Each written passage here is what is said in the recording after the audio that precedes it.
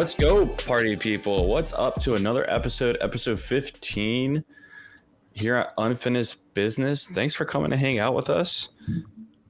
I'm not looking at our chat. I'm just going to go already say, what's up, Scott? Hey, there he is. There he is. Yeah. This is perfect timing. I knew it. Bro wants to know what music you were blasting.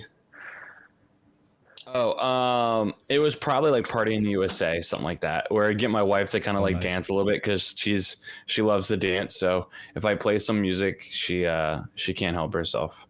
Nice. So that's probably what it was. This was like a while ago because we lived right near where she worked. I don't remember why I had to drive her to work, but anyways. But oh man, I tell you what.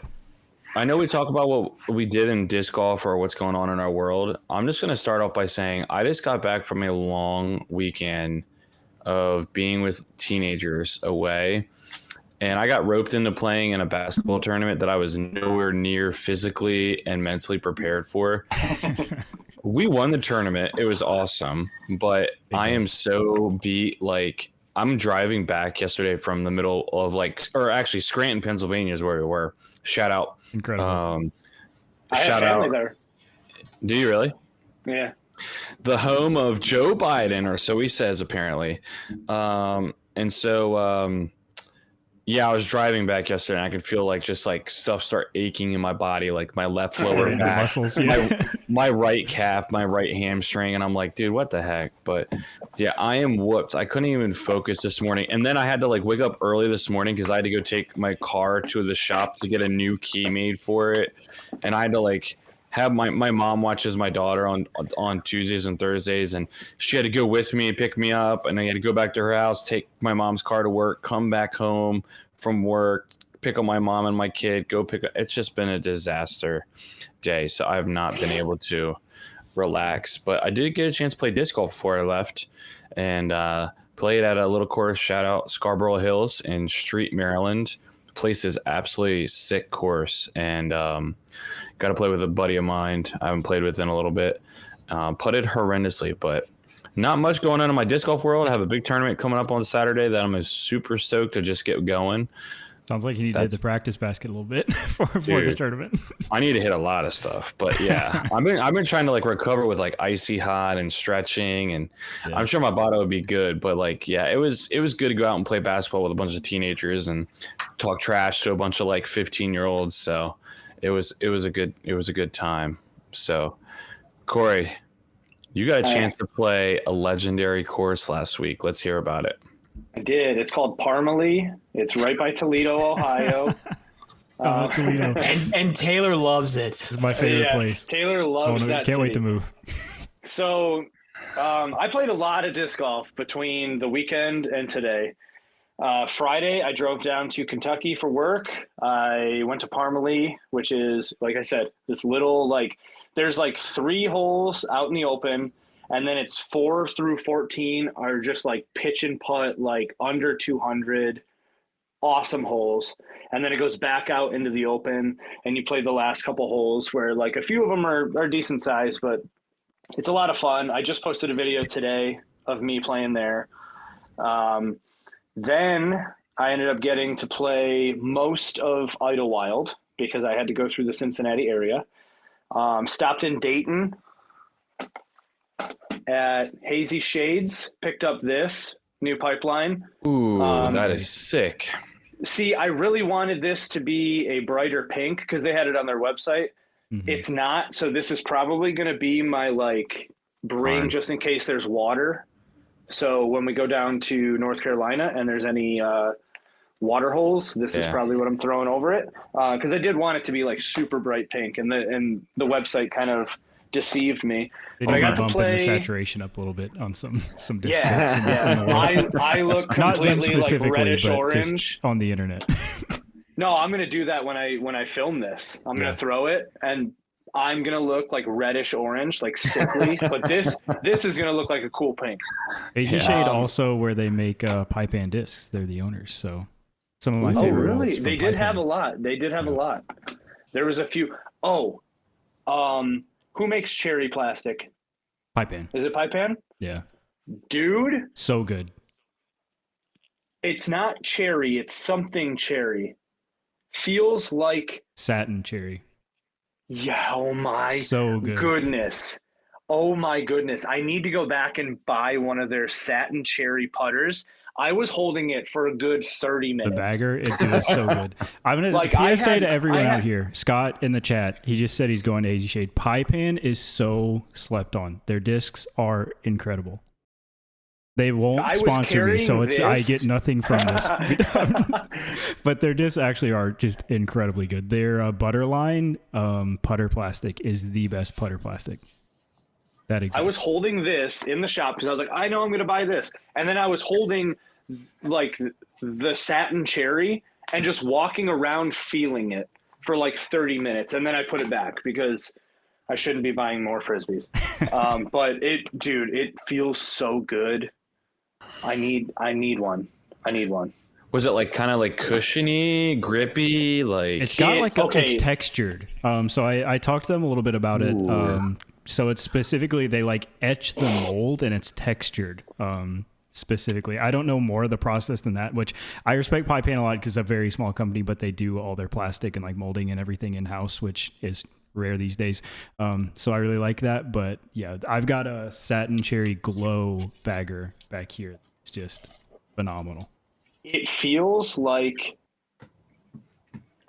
fogged glass. Yeah, that's actually a great description. Like, you know, the texture of like fogged glass where it's like micro etched.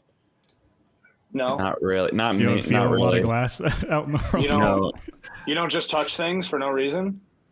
Not fogged glass. You don't look at things and go, "What does that feel like?" and then feel it. You don't do that. Where I live, it's bougie, so we don't touch any of that fogged glass stuff. Okay, so anyway, I played. I'm just kidding. Some of Idlewild, and the reason I say that is because Thursday was in the 60s. Saturday was like 55. I drove down Friday. It was 30 degrees. Oh, of course. So I got to play in really cold weather, slightly windy. And when I got to about hole 10, maybe, it started snowing. My camera died on hole 13, which is like the Y tree. I threw it over there. Camera died because it was so cold. It was so it was flurrying with snow. So it was a fun time, but at the same time, I didn't get to finish it. So definitely need to go back. It's only 4 hours from me. So in my mind, that's easy. I can do that. Wow. So then I come back from Kentucky Sunday night. Yesterday I played my local course, Cass Benton. That's the course that they put in for like the 2000 Worlds. Played with a lot of the finish line, the new finish line stuff. So they came out with a radiant plastic, which is forged glow. So star-esque with the glow. This stuff might rival MVP. Whoa. Because this thing is insane. It lights up. It stays lit. It's amazing, which means I can give this to my buddy who is slowly converting to MVP because I don't need a glow hex because I have this now. This is the Supra. Played with a lot of stuff. This is a composite torque. If you know anything about me, you know that this is a special disc. It's not bad. I did get pictures of my stamp on these, which I can't put in a live stream. So yeah. Here, I'll just do this really quick. Ready? Oh my God. Wow. Go back. Go back. Screenshot it. I have the feed. Pixel. We're good. Officially feed. Looks great. We got it down to the pixels. Foundation's on it already. That one is actually on the white composite, which actually came out clear. Yeah, that's sick. I got none of that in my order. I was so depressed. Yeah, so played that. Got one of these Tour Series swirl. That's a nice Corridalans. Is now it this domey? is the pink. See, this is the pink that I wanted. Yeah. I don't know. Oh, okay. I don't know. These fly pretty much similar. This might be a little more overstable. I haven't compared like plastic to plastic. I got you. But that was fun. Today, I actually played 36 holes. I went and played Palmer Park, which is in Detroit. It's like Detroit's big course that they're like making it better every single time I go there. They put in all brand new tee pads. Last fall was when Paul Macbeth showed up and put in a 9-hole pitch and putt for like a junior course. And it was like part of his foundation. That thing is so fun. It's on the other side of the parking lot, and you literally go through a loop, and you can spend all day doing that. That's cool. So I played the longs at Palmer, kicked its butt. If I do say so myself. If he does say so himself. I does self. If he does say himself, say it. I say it. I say it. Saying it himself. Didn't you say you I quote, just killed the longs at Detroit course, R.I.P. And so then the rest of us put R.I.P. longs. We put the casket gift in there. Now it's funny because I definitely could have played better than 4 down, but the longs there, it's pretty challenging. Yeah. So I played that. I filmed it, so it will be in a video soon. I just don't know because I have so many things to edit right now. And then I went to a college, which is like maybe 15 minutes from Detroit, called Lawrence Tech. They revamped an 18-hole course that was garbage and turned it into something that was actually pretty fun. I didn't film there, though, because I was playing with a buddy that I haven't seen in a while, so we just kind of had fun. And then, rewind, while I'm in Kentucky, I went to Bomb Discs, which is a shop, the coolest shop. It's got an entire, like, back area of putting, and then a net for throwing. They had, what's that thing called with the Tech disc? Tracker? Tech disc. They had a tech disc. I found out that I can't throw well at all, so that's cool. No. And give us the stats. Well, I think it was broken. Something was wrong. Classic move. My first few throws, I was throwing around 60 miles an hour. And then all of a sudden, I might have hit the wall or something because then it was going only like 25 to 30 miles an hour. Oh, so I think it actually did break. I might have broken it. I don't know. All I know is it was like every so often it would just like kill my confidence because it would be like, you just threw this 10 miles an hour. It's like that. Like, no. It's like that scene in Fast and Furious where he's like, there's so much torque coming off the line, it twisted the chassis. That's exactly what happened. But I found out the guy that owns that disc golf shop is from Michigan. He's not that far from me, but he moved down there. And him and his buddy convinced me that I needed to purchase this thing for free because he was literally giving it away.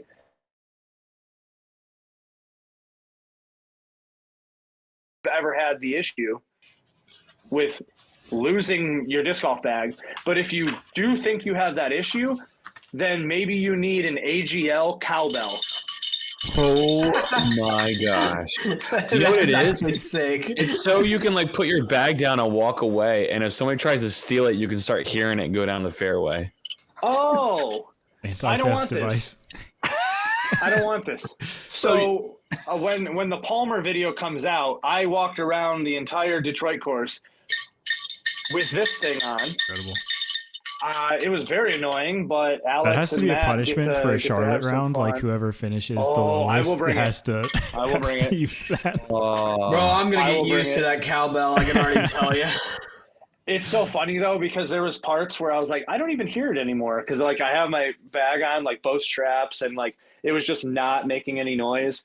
And then these two guys were like, you could play through, and it got the loudest I've ever heard it because I'm like, I'm not rushing. But I'm like walking faster, so it's just like,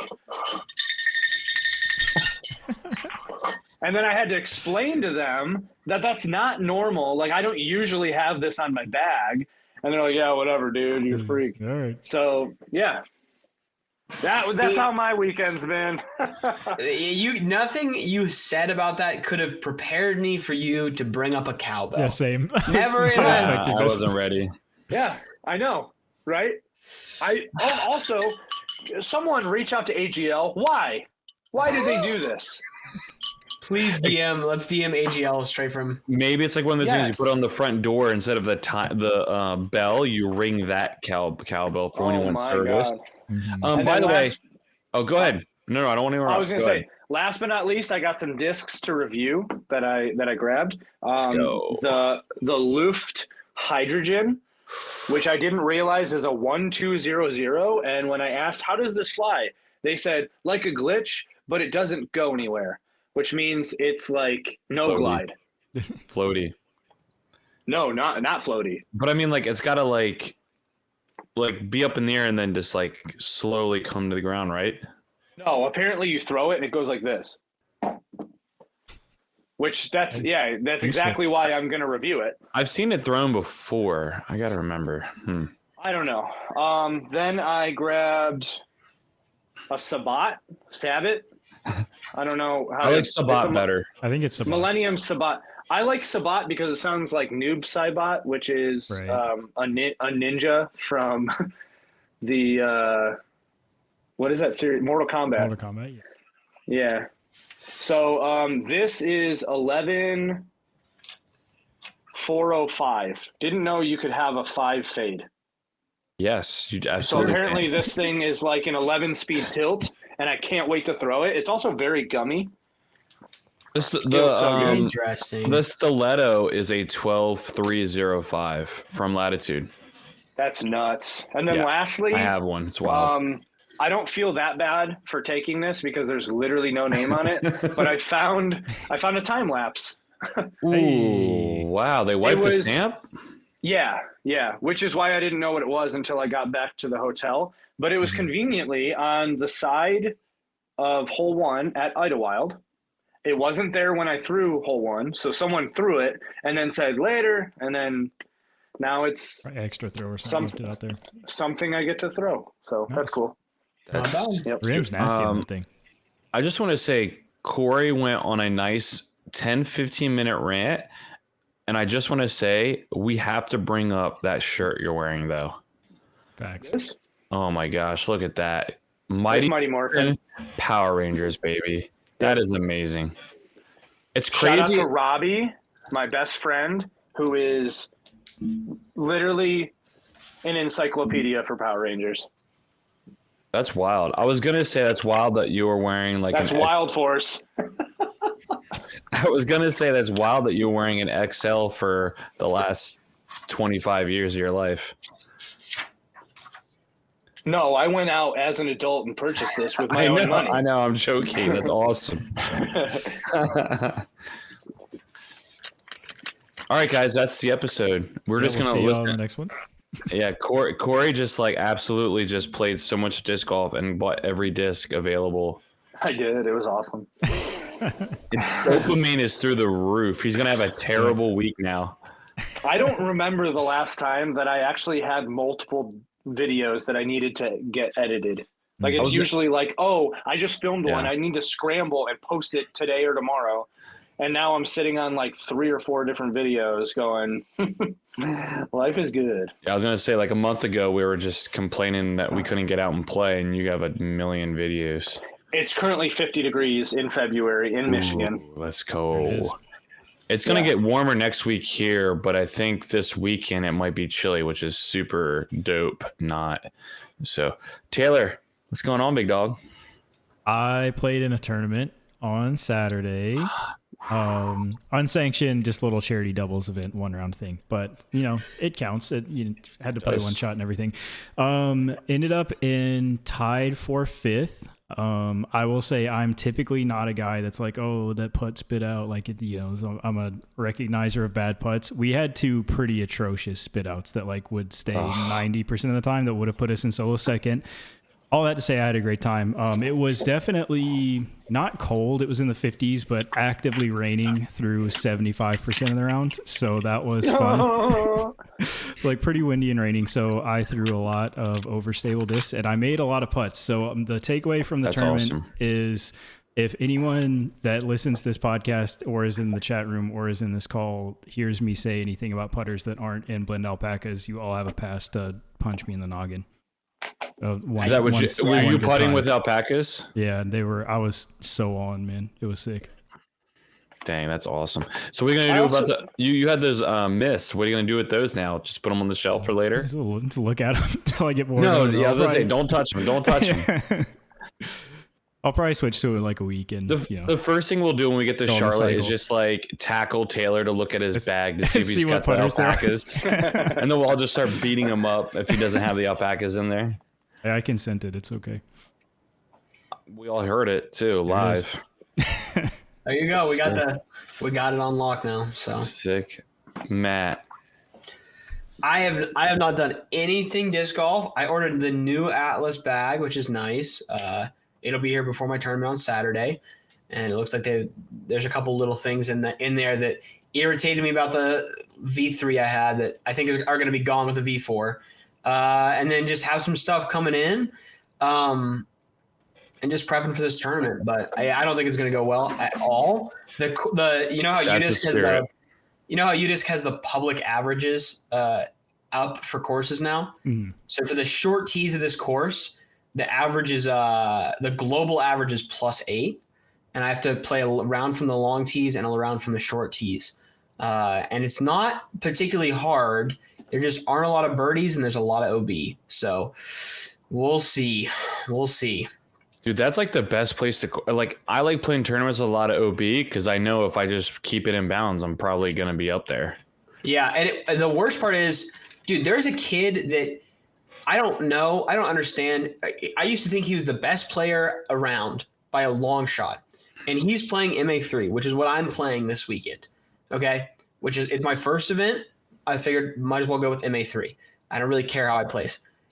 But knowing this kid has the distance that he has, he should not be playing MA3. Call him out when you see him.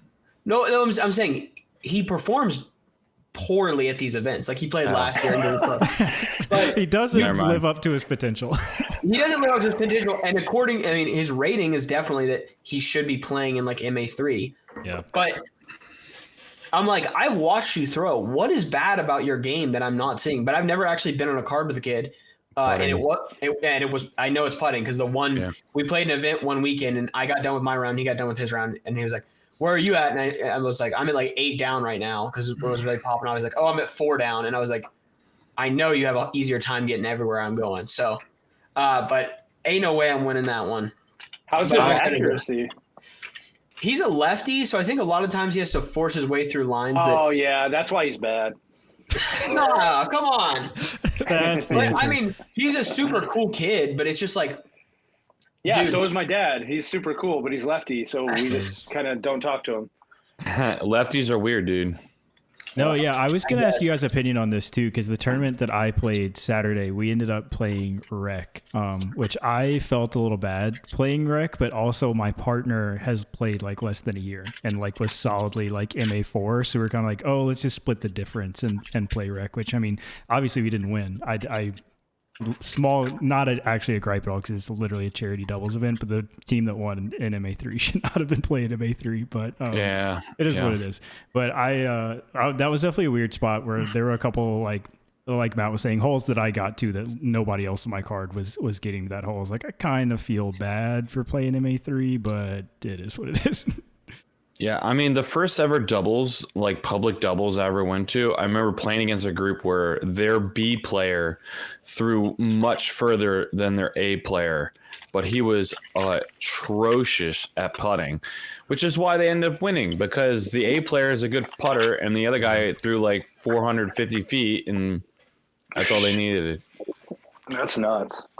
yeah, here Some of we these look- people who come out here like figure it out right away, or they're like 6'3", 6'4", and they're able to bomb. And I'm just like, how in the world did you figure it out so fast?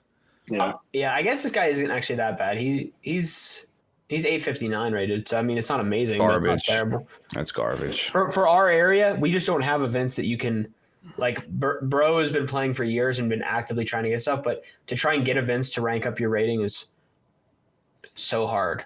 We just have a lot of unsanctioned stuff I'm finding here, which is fine with me. Like I'm Interesting. win Yeah. money instead of plastic, but it's weird on like the rating front that most of the stuff here is just unsanctioned.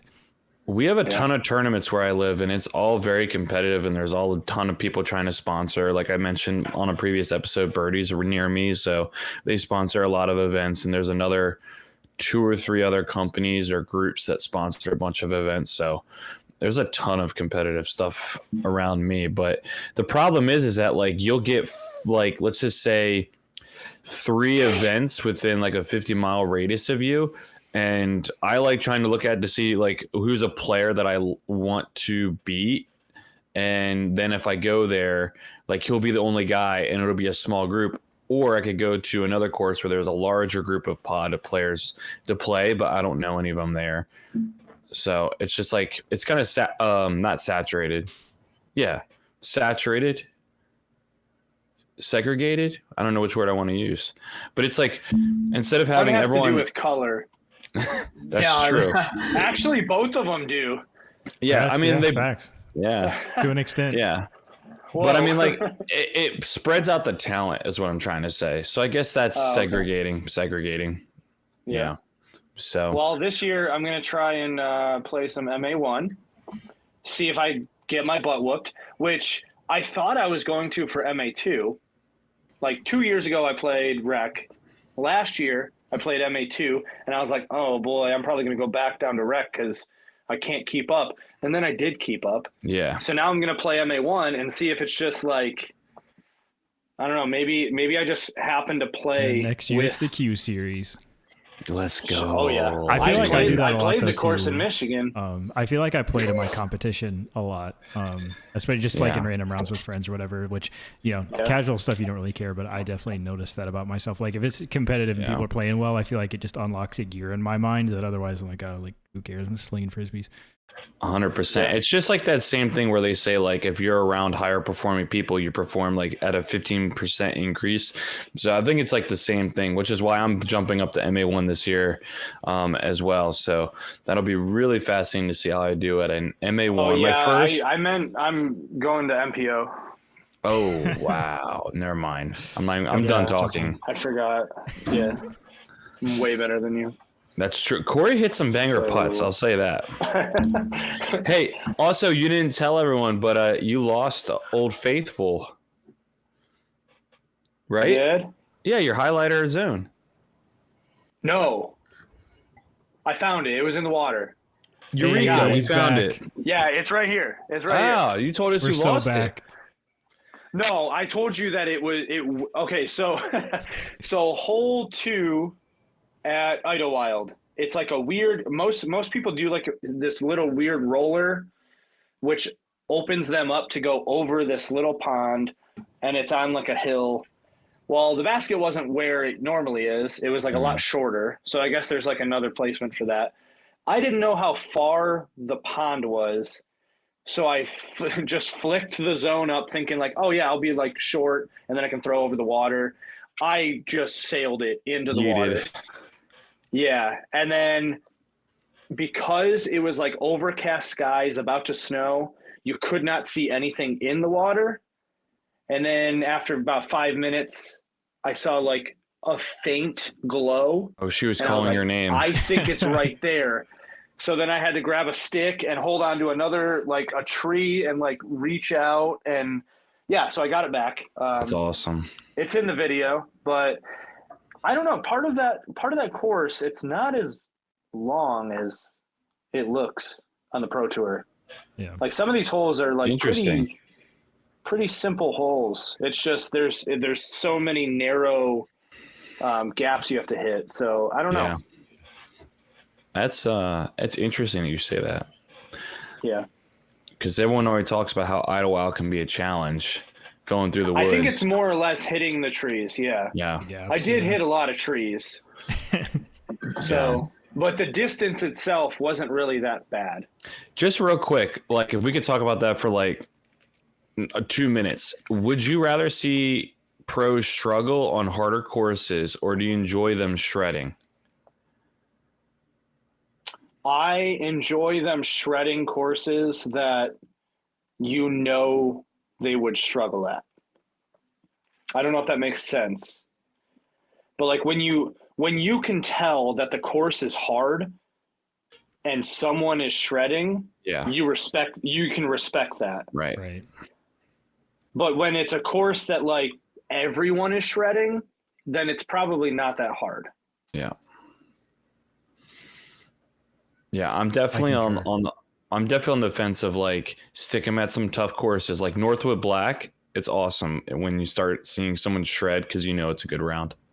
Yeah. Yeah, I'm really sick of the golf courses style and so I don't know. They did a fandom survey where they we didn't talk about that on any of our episodes, but they did another fandom survey regarding that, and a lot of people said they were sick of the golf course style. But it's like that's going to be like a never-ending conflict of like that's where it's best to film and get reception, because once you start going in the woods for some reason it causes an issue with reception and recording and getting spectators in there, so which is a huge bummer because I love to see more woods golf because I love watching Champions Cup and when they play in the woods. So I also think like golf courses can be cool as long as they do them right. I agree with you with that. I want to see like you got to give them like a high risk, high reward shots. That's why I like when they play at Nokia. Is that what it's called? The Beast. Yeah. There's a couple holes there that are like high risk, high reward. And that's what that's what we need to bring in the disc golf because we want to see people go for those shots. Well, we should also play golf courses that don't exist anymore. Right. Because, like, okay, for instance, the Detroit course that I played today used to be a golf course, like maybe 20 years ago. It's been sitting there, overgrowing. They turned it into a disc golf course. You can't tell it's a golf course unless you knew already that it was a golf course. Yeah. So, like, the fairways are manicured specifically for disc golf, and that's it. Interesting. So, yeah, it's a fun track. We have one by my house, but like they just mow everything the same length. Like they don't make anything shorter than anything else. Yeah, So, that's one thing that they need to do for disc golf is like make it look like what you see at a golf course, but not a golf course. yeah. Like the fairway isn't obviously 30 yards wide like a golf course. Yeah. It can be tighter, but you do need to have like the different variation of grass and everything like that. Yeah, for sure. Well, we have a couple different things to review from this past weekend, and tonight we're going to be talking about, it's going to be called Finish the Sentence. So I'm going to give a statement when we get to the questions, and we have to finish the sentence however you want to finish it. So that's what we're going to be doing. So that's what we're going to finish line, finish the sentence. Finish the sentence. Finish line, the sentence. Finish. Brought to you by the 2022 part of the year. Part of the year. That's See, right. I can finish that sentence. That's right. Perfect. Whew. So, a couple things to go over from the weekend, just to bring up. So, All-Star Weekend, Team Missy wins 6-3 over Team Own, and Isaac's team wins. Actually, I don't know if I did this right. This has to be right. But I looked up the score. Anyway, 6-3, Missy wins over Own, and then Isaac won 6-5 over Calvin. I think that's a combined point thing and not like a match play thing. So they got points for various different activities. I was going to say, why was one a total of 11, the other one was a total of 9? It doesn't make any sense to me. So, all right, that makes more sense then. Absolutely downpour, rainy weekend. So that really sucked for coverage and just for scores in general. But they made the most out of it. I know Gannon and Kyle Klein were getting smoked, and so they decided to have some fun with trying to like yeet some shots from like 50 feet away into the basket. So that was kind of entertaining to watch. AB throws a ridiculous over 700-foot drive for the long drive contest. Eliezer throws one that's over 510. So that was sick. Owen and Andrew Marweed are still goated at putting. Watching Owen is an absolute like masterpiece. Like everyone trashes her with how bad the putter comes out of her hand, but like she's a machine gun, dude, and she was cashing. and was at every the spot. super wobbly putt, but it just goes in every time. But Yeah. yeah, especially like the last round of the putting competition. Owen was she like 20 for 20, I think, through the first like 4 or 5 stations. Like it was wild. Insane, absolutely insane. James Proctor did come in a close second to Marweed, and he looked nasty as well. The putter looks so good. If you watch them side by side, you feel like they have like a very similar putting stroke almost. But they're both nasty. Dickerson and Weiss win the accuracy contest. That was kind of cool. It was kind of close with Alden, with Chris Dickerson. Kind of surprised Jessica Weiss took it, but that was cool. And this one ruffled some feathers in our group, but Katrina Allen is still bad, unfortunately. She shot 14 over 9 holes, and the second worst score over that 9-hole stretch was +4. So she this is hard for me to say. She shot 10 strokes worse than the second worst score from that day, which is really, really bad sign. And as Taylor brought up, she putted pretty well in the contest. So like people were like, okay, Kat is back. And then after watching her like 48 hours later, shooting 10 strokes worse than like the second worst score, everyone's like, no, Kat is not back. But it was pouring down rain. So she gets to like put an asterisk next to her name for that round, maybe because of the rain. No. Garbage, right? Yes. Tyler, did you watch hers? Did anyone watch hers?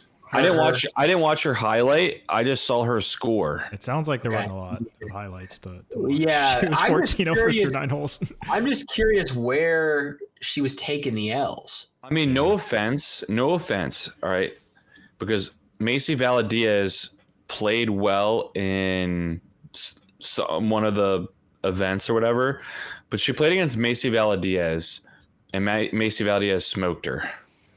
I believe it was Macy that played against her.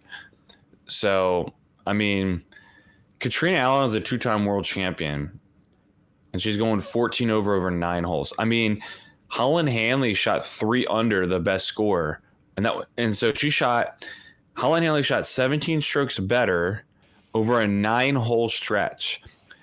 If you double that, that's 34 strokes in one round that Holland Hanley would gain on Katrina Allen.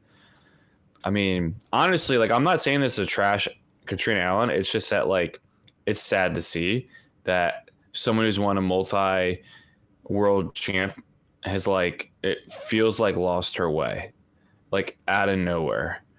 So, Taylor, what do you want to say about that? I mean, the putter looked good the day before, which, to be fair, the putter also looked good at last year's All-Stars. I remember saying, like, oh, wow, Katrina learned how to putt, and then it all kind of fell apart. I just don't put a lot. She won that event, though, the next week, though. Yeah, so that's true. I don't put a lot of stock in worst conditions possible All-Star weekend round. I agree. I think that if it's still really bad this weekend, then I'll be like, yeah, it's the wheels have fallen off. But I feel like it's easy just to be like mentally, oh, it's pouring rain. This round means nothing. I'm just gonna try to have fun. Which I didn't watch the round, so at the same instance, it could be she was actually just trying super hard and missing 3-footers again. But I'd be curious, like Matt said, to see like where the wheels fell off, like what was the issue. Because if she's just like shanking shots out of bounds that she can't get a grip on the disc, like it's basically a hurricane out there. Like I get it. Yeah. DGA Hurricane. There it is. Bang.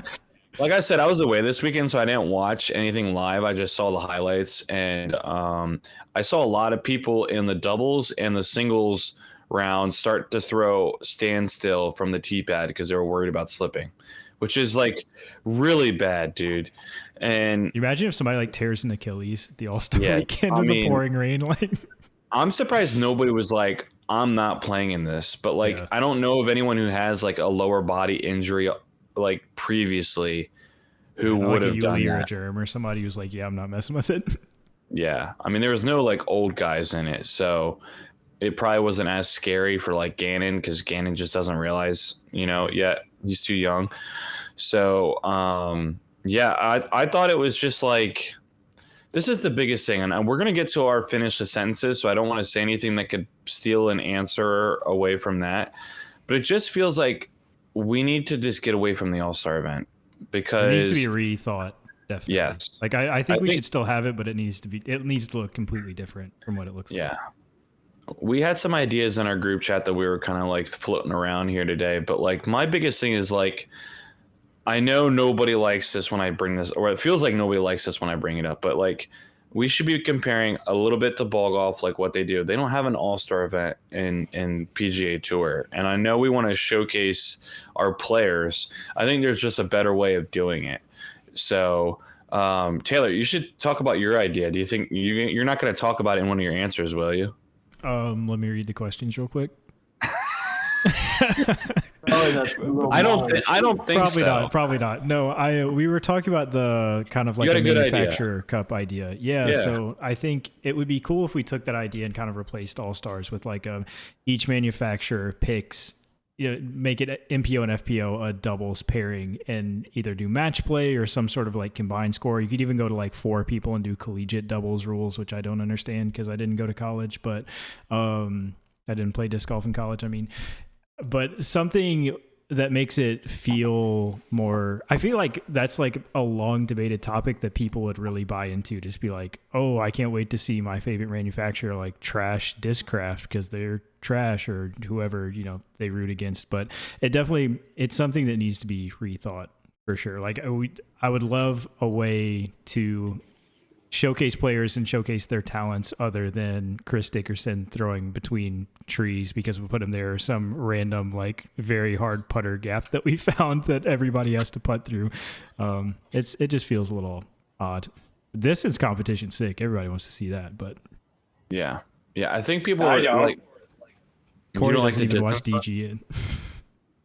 No, I don't. It's not on Jomez, so no, it's not. Or Gatekeeper. Hey, here's what I can say.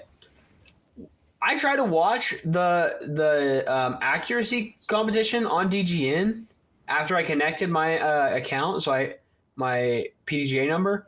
It just locked the accuracy competition, but I could watch it on YouTube. Why was it locked within its own app? Was having some issues this weekend or last weekend. And then I came back like 2.5 hours later, and I could now watch it, and it wasn't locked. I was like, and you wonder why I don't watch DGN. Guys, this guy's paying $6 a month for this. Can you believe it? Yeah, well, I actually don't have much complaint about when I usually watch live, and I don't know what happened this weekend. I did hear a lot of people complain about it, but everyone's just getting everything fired up and going again. I wonder if they saw a big push in subscription more than they expected, so they didn't have the servers to support it, or it was just that area of the country where they are is really bad for what they need. I have no idea. But Florida? It almost sounded like some weird back Florida, end, just like, where they are. Oh, so Florida. Well, they're in Florida, yes, but I mean Florida in general. I'm just saying, like, where specifically they are. I don't know if they could have an issue with cell bans or anything like that. No. We don't know that. I don't think it was service related. I think the most likely thing is because they switched the entire like back end like video player process to another provider, but even still it almost sounded like some like account authentication issues, like what Matt was saying. People were going and they had like subscribed to it, and then the app was still saying like you don't have access to this content. I literally just paid $12 for this is lame. Jeez, that sucks. Well, let's start. We'll keep on going about the All-Star Weekend. So my first sentence for finish the sentences from the All-Star Weekend, my biggest takeaway is blank. I can't throw as far as what is it, 16-year-old girl? That's my biggest takeaway. Yeah, like, real. She's nasty. Yeah, that's gross. Yeah, DGA's got to be real stoked that they're throwing, or she's throwing their plastic. Definitely. Yeah, I wonder what she was actually throwing with. I don't know. For her distance contest. Oh, this is a good question. I don't know either. Because guess I would DGA assume hurricanes, but I don't. Yeah, DGA should be pushing that real hard and be like, "Oh yeah, distance contest, all stars. She won. This is the disc. This is the plastic," and push that because everybody wants that disc usually. So Anyone want to answer that question? Even though it rained, I wish I was down there. Yeah.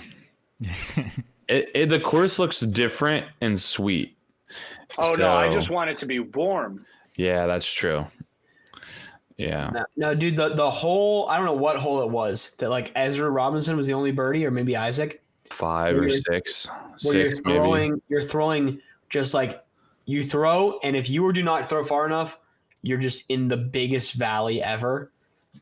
Some of that stuff looks sick. And I watched Braden something, sponsored by Casaplast, his breakdown of the course, and there was some it was pretty tough. I thought maybe Signs. Him and Joey Buckets did a video together about that. But with the way the conditions were, it did not help me. My biggest takeaway is I am even more indecisive about the All-Star weekend than I was initially, because I thought maybe if this is a sick weekend on an amazing course, even if there's some weird stuff, might be cool. And now I'm even more indecisive about it. So I have no clue, honestly. Yeah, I wonder. Oh, Taylor, do you think that it was just random how hardcore that rain was for that weekend, or can this be a rainy season for Florida right now in this year? Historically, this is the drier part of the year, so I think it was just kind of unfortunate timing. I mean, it's Florida by the coast, so like you always have the option for. I feel like typically showers wouldn't last that long, though. I mean, this is like the full weekend; they just kind of got wrecked. I genuinely think it was like just bad timing, because if you're gonna schedule an event in Florida, this is way better than the summer, where just you're pretty much guaranteed to get some amount of rain. Yeah, that sucked, dude. My biggest takeaway is that Holland Hanley looks really primed to start this season. She played with Missy in the doubles and smoked Haley King and Owen, which you would think that is a monster squad. That sounds like a great pairing. Yeah, because Owen can putt and Haley can bomb, and over 18-hole span, Holland Hanley and Missy beat them by 9 strokes. Like smoked. Dang. And then Holland Hanley went into the singles and she shot 3 under, and she beat, I didn't have it queued up, but I can look at it. She beat somebody pretty decent. Oh, here it is. Oh, she beat Kat Mertz by 6 over 9-hole span. Now, again, conditions of rain and all that jazz, but like Holland Hanley looks really good. She nailed some nasty putts, and she eagled the last hole in singles, which everybody seemed like they were like really struggling on. So I know a lot of people have been talking about like who's going to challenge Kristen Tatar when she comes over to the States, and I think Holland Hanley is ready to really take the challenge to Kristen Tatar. And I think if you would ask me last year or the year before, like who is to do that in the future, I probably would have said Holland. It's just Holland hasn't got enough reps like at the top or in contention. And I'm actually really excited. I think there's some good parity in FPO this year, and I think there's a lot of really good players. And we're still waiting for Ella Hansen to like get her first like Elite Series win. Is Haley King going to start playing more consistent? So I think there's a lot of excitement in FPO this year. So I know we've talked about MPO a lot, but I wanted to highlight some FPO players. Where is Holland from? Texas. Okay, because I know she has that course now. Yeah. Yeah, I think so. Grapevine or Grapeland or something, Texas. So yeah, she's just like a freak athlete as well. She played volleyball in college, and she also freak. And power lifts. So disgusting. Stick to one thing, dude. Yeah. Any other takeaways that anyone wants to share? The only other thing I had is like I didn't watch the full rounds or anything, but at least the clips I've seen of the course, like the course looks pretty sick. So I'm definitely excited for this weekend. I feel bad for like what is it, Nick Carl and Paul and the people that are working on that course this week, because I'm sure that's a nightmare trying to get it like back ready for a full DGPT tour stop this weekend. Yeah. But we'll see. Yeah, like, I mean, recover. The only plus that I would take out of that is like, okay, if we have worst case scenario, what does this course look like? And they got a chance to see that. So, but yeah, same thing. I hope they get it all dried. I hope no one complains about the tee pads and all that mess and everything. So I am actually very excited to watch this weekend because the course looks just like different in general. So I think they line every OB with alligators. Ooh, hey, you know what? That's a high risk, high reward shot. I love it. That is. You know, throw over a pit of gators. Sheesh. Can you imagine? So cool. Can you imagine if somebody was like, you know what? I don't even care. I'm gonna throw it right from the gator. It's just a disc, man. They put like a viewer discretion as advised before they even walk up to their disc. Yeah, that would be absolutely amazing. Unless it's Ganondorf, then he can't get another one of those discs. Yeah. We're gonna get right into that in a minute, actually. So the next sentence to finish is the PDGA Live for live scoring worked very similarly to the UDisc, and it seemed to work pretty well from the weekend. But I wish the app had or would change blank. Mac and cheese. How would that work for you? Coupon. Like I want to log in and then like look like get a recipe or no, look at my front door and there's mac and cheese now. Are we talking like small size, big size, a box you got to make? It's already made. Listen, not every finish the sentence is going to be good when I don't know what you're going to say. So I'm just trying my hardest. Okay. Well, listen, you don't get a participation trophy here. Okay. Well, I'm just kidding. Maybe I should. We'll work on that. I wish the app had more recognition. A participation trophy. Because I opened UDisc to look at All-Star Weekend, didn't see it, and forgot about PDGA live scoring and gave up. Oh my gosh. That goes, you know.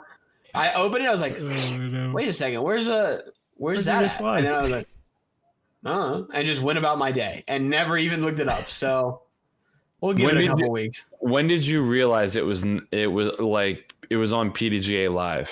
Like today? When you sent the prompt.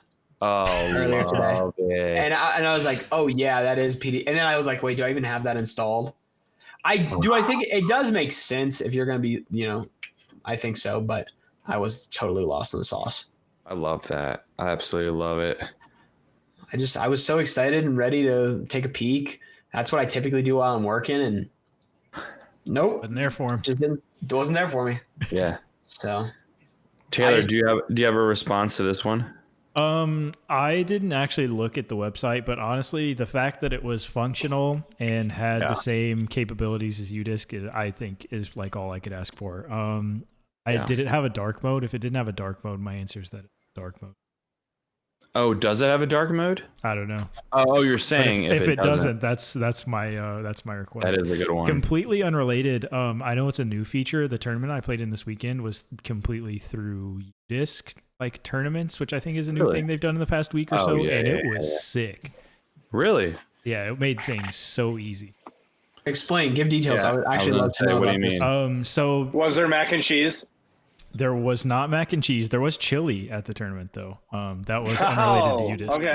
But, all right. Are you sure? Everyone had to, all like the doubles teams had to register. Go ahead. I have one thing for you, Taylor. Here we go. Here's light mode. Oh. Can't even ask for anything. So everybody had to, like, all the teams had to register on UDisc by the night before, and they made all of the cards in UDisc. So like when I got up morning of the tournament, before I even like got ready, I could see like my card was made. It showed me what hole I started on. It made that really easy. Everybody on the card could score the card on UDisc. which made like scoring and keeping up with that super easy. It made like the organization side super seamless. Mainly like being able to get up and like know what hole I'm going to if I'm running late or something. Like just it's one less thing to have to think about. It made things really easy. That's sick, dude. I know. That's really nice. I wish more people would use that more. I remember playing a couple tournaments where they did use that, and it was really nice. That's really nice. What do I wish? But I wish the app had or would change. I just wish there was an area to see straight up stats, and I know that's probably coming. What do you mean by straight up stats? Like there's a tab that would say stats, and you can click it, and you can see who led the field in whatever those stat categories. Okay. Like if you click on the name, it has like all their whole scorings, and it has their stats below each person, so you can see. What I really actually like is that it tells you what was the average made putts, their longest putt they made, and what was the total yardage of putts that they made, and it says how many OBs, of course. But yeah, I think that total putt distance is going to be a really nice new stat to have this year. Now that they yardage or footage? Footage, whatever. Okay. I'll smack you. Well, that's weird because even in golf, you don't putt in yards, you dork. Yeah, they would do footage. It. I know. Yeah. I just meant as a measurement. Gosh dang it. Oh my gosh. Make sure you're talking about the right measurement. Yeah, that's probably true, idiot. So this argument is brought to you by Meyer Crystal Quenchers. Let's say no Fago today. But it tastes cool. I was gonna say we didn't get your you're not drinking your other guy? I'm trying to wean myself off soda pops because it's not good for you. I found that out. That's interesting. No way. So what? Yeah. So this is caffeine-free, sugar-free, water-flavored drink. And if you don't know what Meyer is, it is Michigan's Walmart. It's really weird. And don't they spell it with like a J? Yeah. Yeah, because it's his last name, and I'm pretty sure it's French. Meijer. Amazing. Shout out to the French. For me. Dude, Dr. Pepper is so good. How's that not good? Have you ever had a bottle? No. How is that not good? Taylor, are you sick? Depends on how you want to define it. Are you ill? Should have seen me putt this weekend. Oh my gosh. Okay, then drink. Then that's healthy for you right now. But if you were just normal, then yeah, it's bad. All right. I mean, yep. Tonight I had a Dr. Pepper cream, whatever one, 0 sugar. I have one, dude. Yeah, I mean, I listened to a podcast and they were like, listen, it's better to drink the 0 sugar one than drinking the regular one, and like the what is it, aspartame in it. Like you would have to have so many of those for it to like really, really be bad for you. So I was like, say less. I'm definitely doing the 0 sugar ones. So I have one of those every once in a while, but I'm usually a water guy. Love 0 Anyways, sugar. Back to our regular content. If on the stats below the scoring, they have fairway scrambles, circle 1 regulation, circle 2 regulation, C1X putting, and C2 putting. So they still have C1X putting. So we'll have to see if they change their stats up a little bit. But it's really easy to function it. I mean, it's the same thing if you're watching a buddy play at a tournament or that, a regular tournament that you're playing in. So it's not bad. I don't know. It's so interesting how everyone made a huge fuss about it. And then it feels so similar to UDisc. And I'll be honest with you, I'm sure not a lot of people were on the app looking at scores, but I didn't talk about this before, but like UDisc, during a tournament, sometimes you could get stuck on not being able to look at a player's statistics when you are in UDisc. So, and like the server would crash all the time with using it on the last day of the tournament. So I'll have to see if this app does the same thing on Sunday this coming week in the tournament to see if this app still works very well or if it like is really slow and crashes like UDisc on Sundays. So can I ask a question? It's really stupid. Love it. What is the measurement for bullseye? 8 feet. That's weird. Okay. So C1X is 8 feet to 33 feet.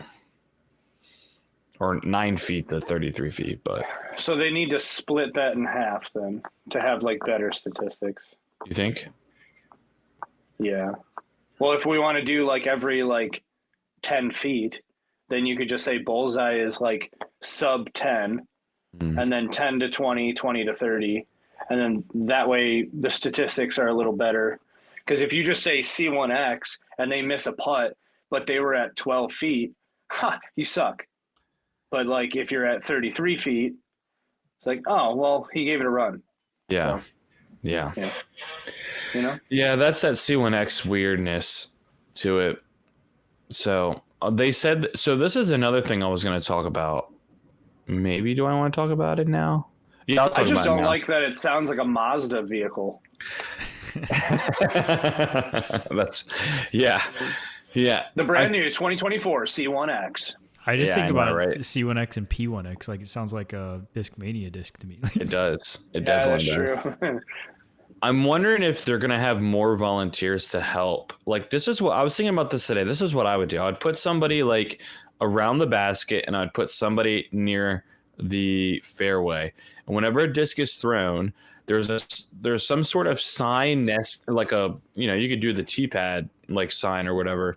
But they're like, as soon as somebody runs out, they get the scope, or once everyone throws, they run out, they get the scope, they do it to the exact same spot, and then they can write down like how far they threw it, put it into PDGA Live, and then that stat is in there. And then when they throw it to the basket, somebody will be there to measure and go to their disc, shoot it to the basket, and say, okay, they're this far away from the basket. Like I think they could get volunteers to do each like to a hole, and it would be really good for some stats. All right, Corey, I got one better for you. Okay. What is the distance between putts that you think is like similar? Would it be like 3 feet, 5 feet? Like, You're saying like if I have an 8-footer and an 11-footer, I say, oh, those are similar putts. yes. Like, Okay. what is the distance in between like a putt where you're like, okay, if I was here and I was here, it's pretty much the same putt. Would you say like 3 feet, 5 feet? I would say it has to be 3 feet or less. I notice a putt if I go more than 3 feet. I agree. Okay, so inside the circle, we have the orange, like for the circle. Those what are those? The hairs. Yeah, whatever they are. Different colors for every like 3 feet in. That's a lot of work, though. And you don't think someone running with a rangefinder up and going, sorry, I mean, people pay He's at to 17. volunteer at MVP. Like, I feel like they can find some people to Bushnell shots at pro tour events. Give them a T-shirt.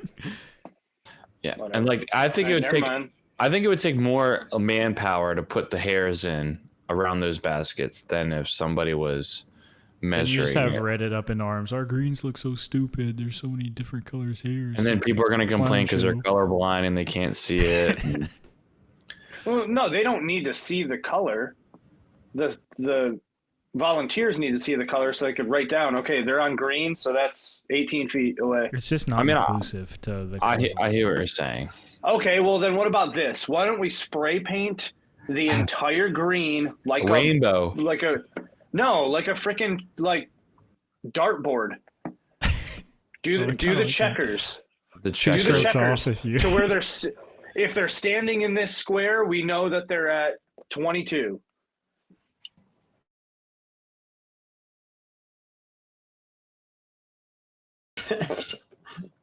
No, I just want. If it makes it easier, who cares if it's like dorky? I'm okay a with lot that. of people. So I don't care. I don't care about a lot of people. Like, how hard is it to make Mandos with like banners that are like a giant ad for a brand? I mean, here's They're gonna pay the a real bunch of answer to money. your question. This is the 15-foot flag brought to you by Dynamic Discs, and the 17-foot flag brought to you by Latitude 64. Well, no. We don't have to do that. I'm just saying, Say like, you could. there's a lot of ideas that people have thought of, and then they just scrap it because, like, oh, we got to be cool. We got to look cool at all times. Bro, we're throwing Frisbees. It's not cool. Okay? Yeah. It's not. Have So you seen just AB, grow though? up. Yeah, AB's got some Yeah. swag, bro. He looks like an idiot all the time, and he Bro, does he it got on swag. purpose. He got Boomer He swag. does it energy. on purpose. Boomer energy. Wow. Bro doesn't That even is bro with boomer no energy. drip if it hit him in the face, man. I don't even know how to respond to that. I don't want anybody's drip hitting me in the face. Nice. Okay. I'm just saying. Sorry, think I'm not throwing in Yeezys. Okay. no cap. Oh God. I just think it's like, hey, listen, you're gonna hold a rangefinder, and you're just gonna tell us, how far everyone's disc is to the basket when they throw it. I think they can get somebody to do that because they get them nice and close to the action. I don't think they're gonna have a problem. Fine. Anyways, it's just an idea. I don't know. I hope there's more of an effort to get some more detailed distances, and I like the putts total, so that way you can see like if somebody's really cashing or not. Also, it can also show you, the proximity to the hole too, to see how they're doing with that. So I really like that stat in ball golf is proximity to the hole. It makes you really like think about like how good they really are. But anyways, all right. Third question or third sentence. Now we're kind of moving on a little bit. Actually, no, one last thing off of this past weekend, and then we're moving on. This weekend, we had Brian Earhart talk about Gannon's bag practically being all of the old Discmania. And Discmania should feel Stupid. why? Excited. Oh, At the end of the day, the discs that Gannon is throwing are not available anymore for Discmania, the company, to make money off of. he's playing So for Innova now. I do not understand how you can, in good conscience, be okay with that. Where, I mean, you're signing the biggest player on your team, the biggest splash in the offseason, to promote your brand, and he's promoting discs that you cannot make any money off of. It's insane to me. Yeah, imagine like I wonder if Discmania now is like, hey, do we want to start putting in a clause in the contract saying you have to have so much of our actual plastic in your bag?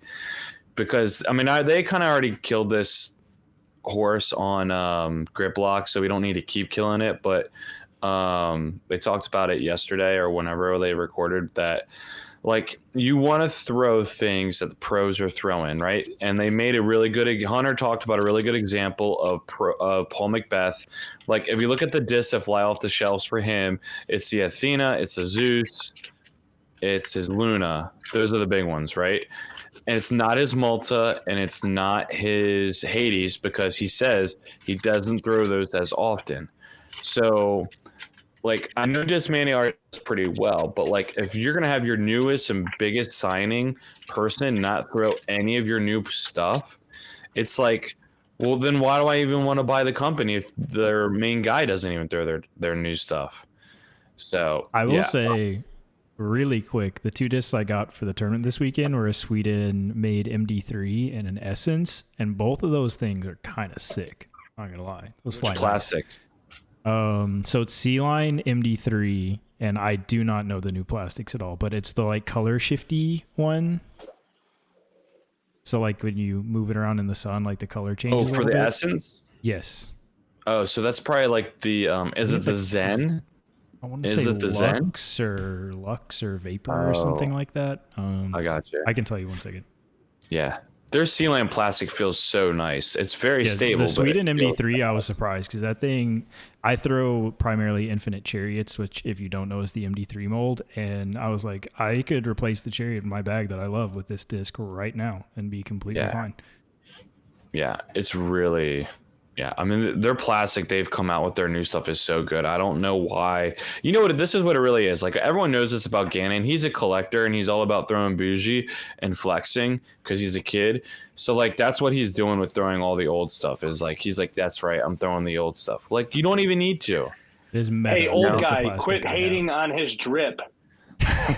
I throw drip as well, so I'm not really like, it's not a good move for Discmania, right? The question, the statement is Discmania should feel dumb, is what I would say, right? Excited. Yeah. But I mean, okay, it's not even just Gannon though. Casey White just put out his in the bag today, and like half of his stuff is back there. Or like the one, he's like, yeah, this is a PD2. It just flies like a PD2. Bro, you got a brand new. I think the difference mentally for me is Casey's been throwing those, and Gannon's your opportunity to be like the new guy. Yeah, I guess. But Casey got those discs when they were actually out, and he's just kept them. But if I'm Casey and I want to be valuable to my company, I'm gonna try and sell discs that you can actually buy. But no one's gonna go buy a disc because Casey White's throwing it, though. No, are they gonna buy it because Gannon throws it? Yes, I would say so. I would agree with that. Okay, so then Gannon doesn't want to be valuable to his own company. But even like outside of there's like the Tactic, the Cloudbreaker, those were all like new. Well, I guess the Cloudbreaker wasn't, but what was even the? I feel like Simon was the absolute worst at selling new Discmania. I don't even remember what his mid range was. I remember he had one started with an M. But I've MD4. It was like one of the specific names. He had the Crescent Falcon, and then he had that was the MD4, but he had like the Mindbender. Hold on, Mindbender's sick. It's not one of those though. I feel like it came out and everybody forgot it existed. Hold on, he had an old one that he threw for a long time. It was like when they first transitioned, and it was like his first signature series. My point is that's Simon, and still nobody was buying this disc. The Method. Oh, really? Yeah, he had a signature Method, and I don't think anyone bought it. I didn't know that. I didn't know that either. You're talking like this is a while ago, right? Yeah, it was like right when they first transitioned to Sweden-made stuff. They had I don't remember that at all. I remember because the stamp was weird. Hold on, I got to do some more research. It just said, "Don't buy this." Oh. Don't buy this. Actually, that would be good advertisement. Yeah, the Shadow Titan. Do not buy this. Shadow Titan. Yeah, I'm putting this in. This is terrible podcast content. No way. We just got the Shadow Titan out here. Dude, but also I was just talking to a guy before the episode about buying some Discmania discs off of him. And he was half of the stuff. He's like, yeah, you should probably just buy the new stuff at this point. And I was like, how am I getting such different outputs from other people? I don't like that. Dude, I don't like that weird, bro. I don't think anybody bought this. I've never even heard of this thing. Here, I'll pop it in the chat for anyone in there. All that to say, like, Simon known best disc salesman of all time. Like, I don't think anybody bought that thing. Was he the best disc salesman back then? I mean, people bought MD4s because that's all he threw for his vlog stuff back when like COVID. Did he throw the Method? No. Then he's not like. Okay, so Gannon is not selling Discmania that they can. I just remembered my point. I went so far off the trail that I forgot my entire point. My point was. Nobody bought that because Simon didn't throw it. If Gannon's not throwing the new Discmania disc, then how do they expect to sell discs that they can profit off of and not our Facebook marketplace fines? I don't know, but as of right now, I think they should go the Ryan Reynolds route and just make ads where it's Gannon like talking about how he doesn't throw the new stuff and how he needs to throw it. So that you throw it. They should buy into it, like very, at this point, like really lean into it. Mint Mobile style, like, hey, we're a smaller company, but I'm Ryan Reynolds, so you should buy this. It should literally be Gannon. They should really just put out a commercial like Gannon's like, look, I don't want to throw these discs, but if you don't buy them, I'm gonna lose my contract or I'm gonna have to throw them. If you don't buy them, buy I in won't essence make enough today. money. So that I could purchase the old stuff that I want to throw. Oh man, Yeah, Scott just mentioned they don't got the marketing prowess for that. They did say they needed to hire you, Corey, to make it happen. So Scott's giving you some clout. No one wants to hire me because they're afraid. Okay. I'm trying to buy a Shadow Titan right now. I want to see what this thing's about. Because if someone hired me and I had the budget to just go wild, oh man, these companies. Well, I think that's just a lot of like disc golf right now. Is like we still are not at that point where we are using the same tactics that any other market would use. Right. You know, Discmania is using tactics. Man, I don't even know what. I don't even understand a tactic. That's a disc that Discmania has. I know, but hey Matt, the tactic is a Discmania disc. Yeah, I know It's not like a tactic to.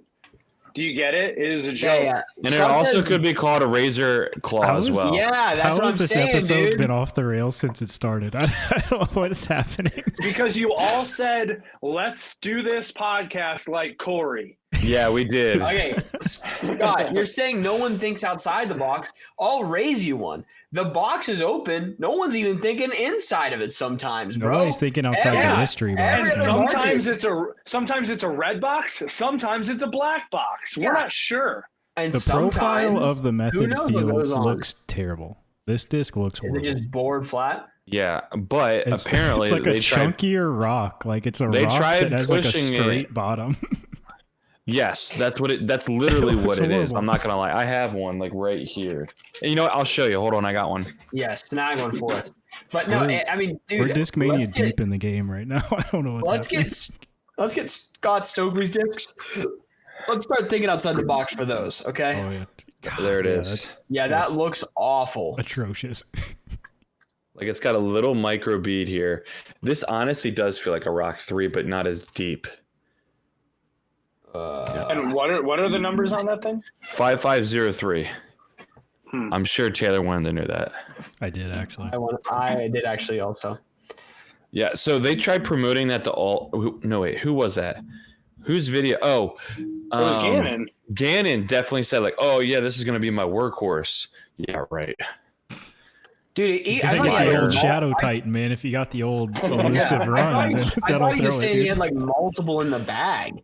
I don't remember that in the bag video, but I was like, oh yeah, I'm probably gonna be using a lot of methods. Like what? I don't know.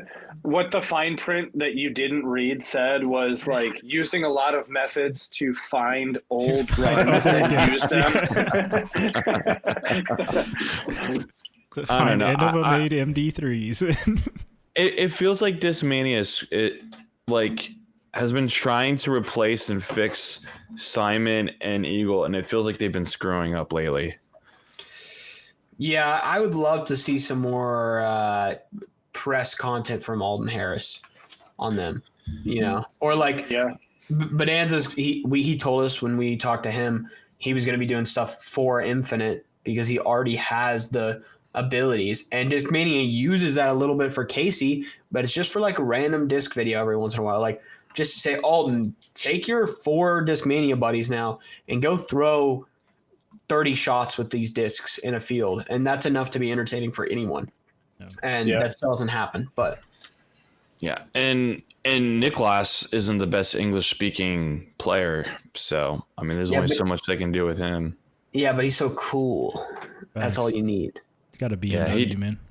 He loves his Finnish rap music, man. I just thought of another video idea for Discmania. They should have Niklas do like a video, and it's just like broken English, but then it's like voiced over by like Gannon. And it'll cut back to him like reading a script of like what Nicholas is actually trying to say. That'd be so good. That would be really funny. They need to do some comedic stuff. That would be good. Yeah. Matt, did you finish the sentence? I don't remember. I finished the sentence. It's dumb. It's stupid. I think it's dumb from Gannon's perspective. It's dumb from Discmania's perspective. It's like Corey said they should feel excited. Yeah. They lost the 2 of the biggest pros in the world. They should be excited that they got like the third biggest pro in the world right now. That's fair. That's awesome. Even if he's throwing stuff that they literally can't produce, that he still has the shield on his shirt. So it's like, yeah, I guess I would. Here's what I'd love to see. Take the win where you can get it. I'd love to see Alden get this same idea, go crazy with it, and hire me. Go do really well, and then win a couple big events, and just watch how quickly that conversation changes. Because if he was consistent with the new stuff, and then we've seen his skills, we know he has the ability to take a W. If he just takes a couple big Ws, it'll just be a drastically different conversation so quickly. Do you guys think though? I mean, Tyler, since you said this, it's kind of been I've been going back and forth on this. Do you guys think it's a performance thing, or do you literally think he's just trying to be like, I have cool discs, like these are discs that nobody else can have? It's like, because I mean, like I said, I have the preconceived notion now from this that this new Discmania isn't as good. I get new Discmania discs, I'm like, oh, these are actually really good. Like the Essence was sick. Yeah. And very good. Like I feel like the disc can't be that much worse than stuff that isn't in production anymore. I actually like the new stuff better than the old stuff. I think it's just the fact that it's like a collector item. It's I don't know. Like the new C-Line felt good too. Like that MD3. It's better. It's better. It's better than Champion. I mean, the S-Line is better than Star Plastic or their S-Line plastic, in my opinion. So I think it's just a collector stuff. And he just. In all honesty, I found Discmania because I was looking through one of the shops around here. Like this was like pre getting to know every brand. And I liked all of the Evolution line because of how like the styling of it is and the naming and everything like that. Yeah. Like the first couple discs I grabbed was like Instinct. And I was like, this is so sick. And then Neoplastic. I don't know what the Neo is, but it feels nice. Good. Yeah. Neo is nice too, I would say. I think there's a lot of stock behind Alden Harris. And I think he's gonna have a good year. I mean, I know it's casual, but like he was beating Isaac in their casual rounds. I will say Isaac didn't play the best this weekend, so it'll be interesting to see if Isaac is a one and done from last year. I don't know how you win 2 majors and be a one and done, but I mean, again, rain, sure, but Calvin handled Isaac pretty well. And I think Silas Schultz on Discmania. That's the other thing I was going to mention is that they need to start promoting that guy. Well, I think if he does good at like one of the early tournaments, we might be hearing a lot more about him than Gannon. Yeah. Yeah. I could see that as well. Oh, never mind. The Robinson brothers shredded AB and Ricky. Yikes. Apparently, I did not watch this. I heard that AB and Ricky together could not make they in doubles missed like multiple C1 putts too. So, like, but they have the drip, right? They have the drip. Remember, Ricky does not have the drip. Yeah. You see, it actually he does. He's got the bomb necklace. He's got drip. Get out of here. And that messes up AB's drip because of his lack of drip. So that's actually why AB didn't do as well. It's directly relational there. I do got to say, for the record, AB does have incredible swag. Yeah, it does. Yeah, I'll give a quick shout out to Ezra. Ezra Robinson shredded this weekend. So yeah, he did. That's actually better Robinson. He could be coming up. Younger Robinson. It's so weird. He doesn't look like the younger Robinson, but I always think that. Yeah. Yeah. Anybody else get like a Sweet Life of Zach and Cody vibe off of them? Yep. I thought. Yep. A little bit. Alden should absolutely make a video parodying that, but it's just. I was gonna say Prodigy really needs to make a sweet, dude. Sweet Life on course. Sweet Life of also, Ezra and Isaac. This is so off the rails, Life on course. I always got the vibe that Isaac was like a longtime Prodigy guy, I guess because he's from Georgia, but he was on like MVP for a while, I think. Like he's. Oh, I didn't know. He threw some wild stuff. Yeah. Me neither. All right, no. That's just a random tidbit for you. I don't. Out of all the things that's off the rails, I think that's very mild. How it's gone tonight. All right, moving on from the weekend. Next sentence. We got 3 more. This weekend, I am most looking forward. This weekend, I'm this weekend. most looking forward to the one coming this week. This weekend, I'm most looking forward to this coming weekend. Okay. Related to the Pro Tour. Oh. This weekend, I'm most looking forward to. Look, I'll keep it a buck. I'm a simp. I'm ready to see Paul Macbeth play. Oh my gosh, he's still on mine. That's what I'm ready for. Yeah, we're all simping. You know, this is what it is, right? I'm going to tell you right now. Whenever Tiger Woods says he's about to play in some tournament, he breaks the internet in the golf world. Oh my gosh, he's playing. So he played in the Genesis Invitational this weekend. And I'm telling you right now, me and all my buddies text each other and be like, yo, you watching Tiger tee off in 5 minutes? And we're all like, heck yeah. And so we watch him play Thursday, and they had like 1 million eyeballs on the tournament Thursday and Friday. I would have never known it was on.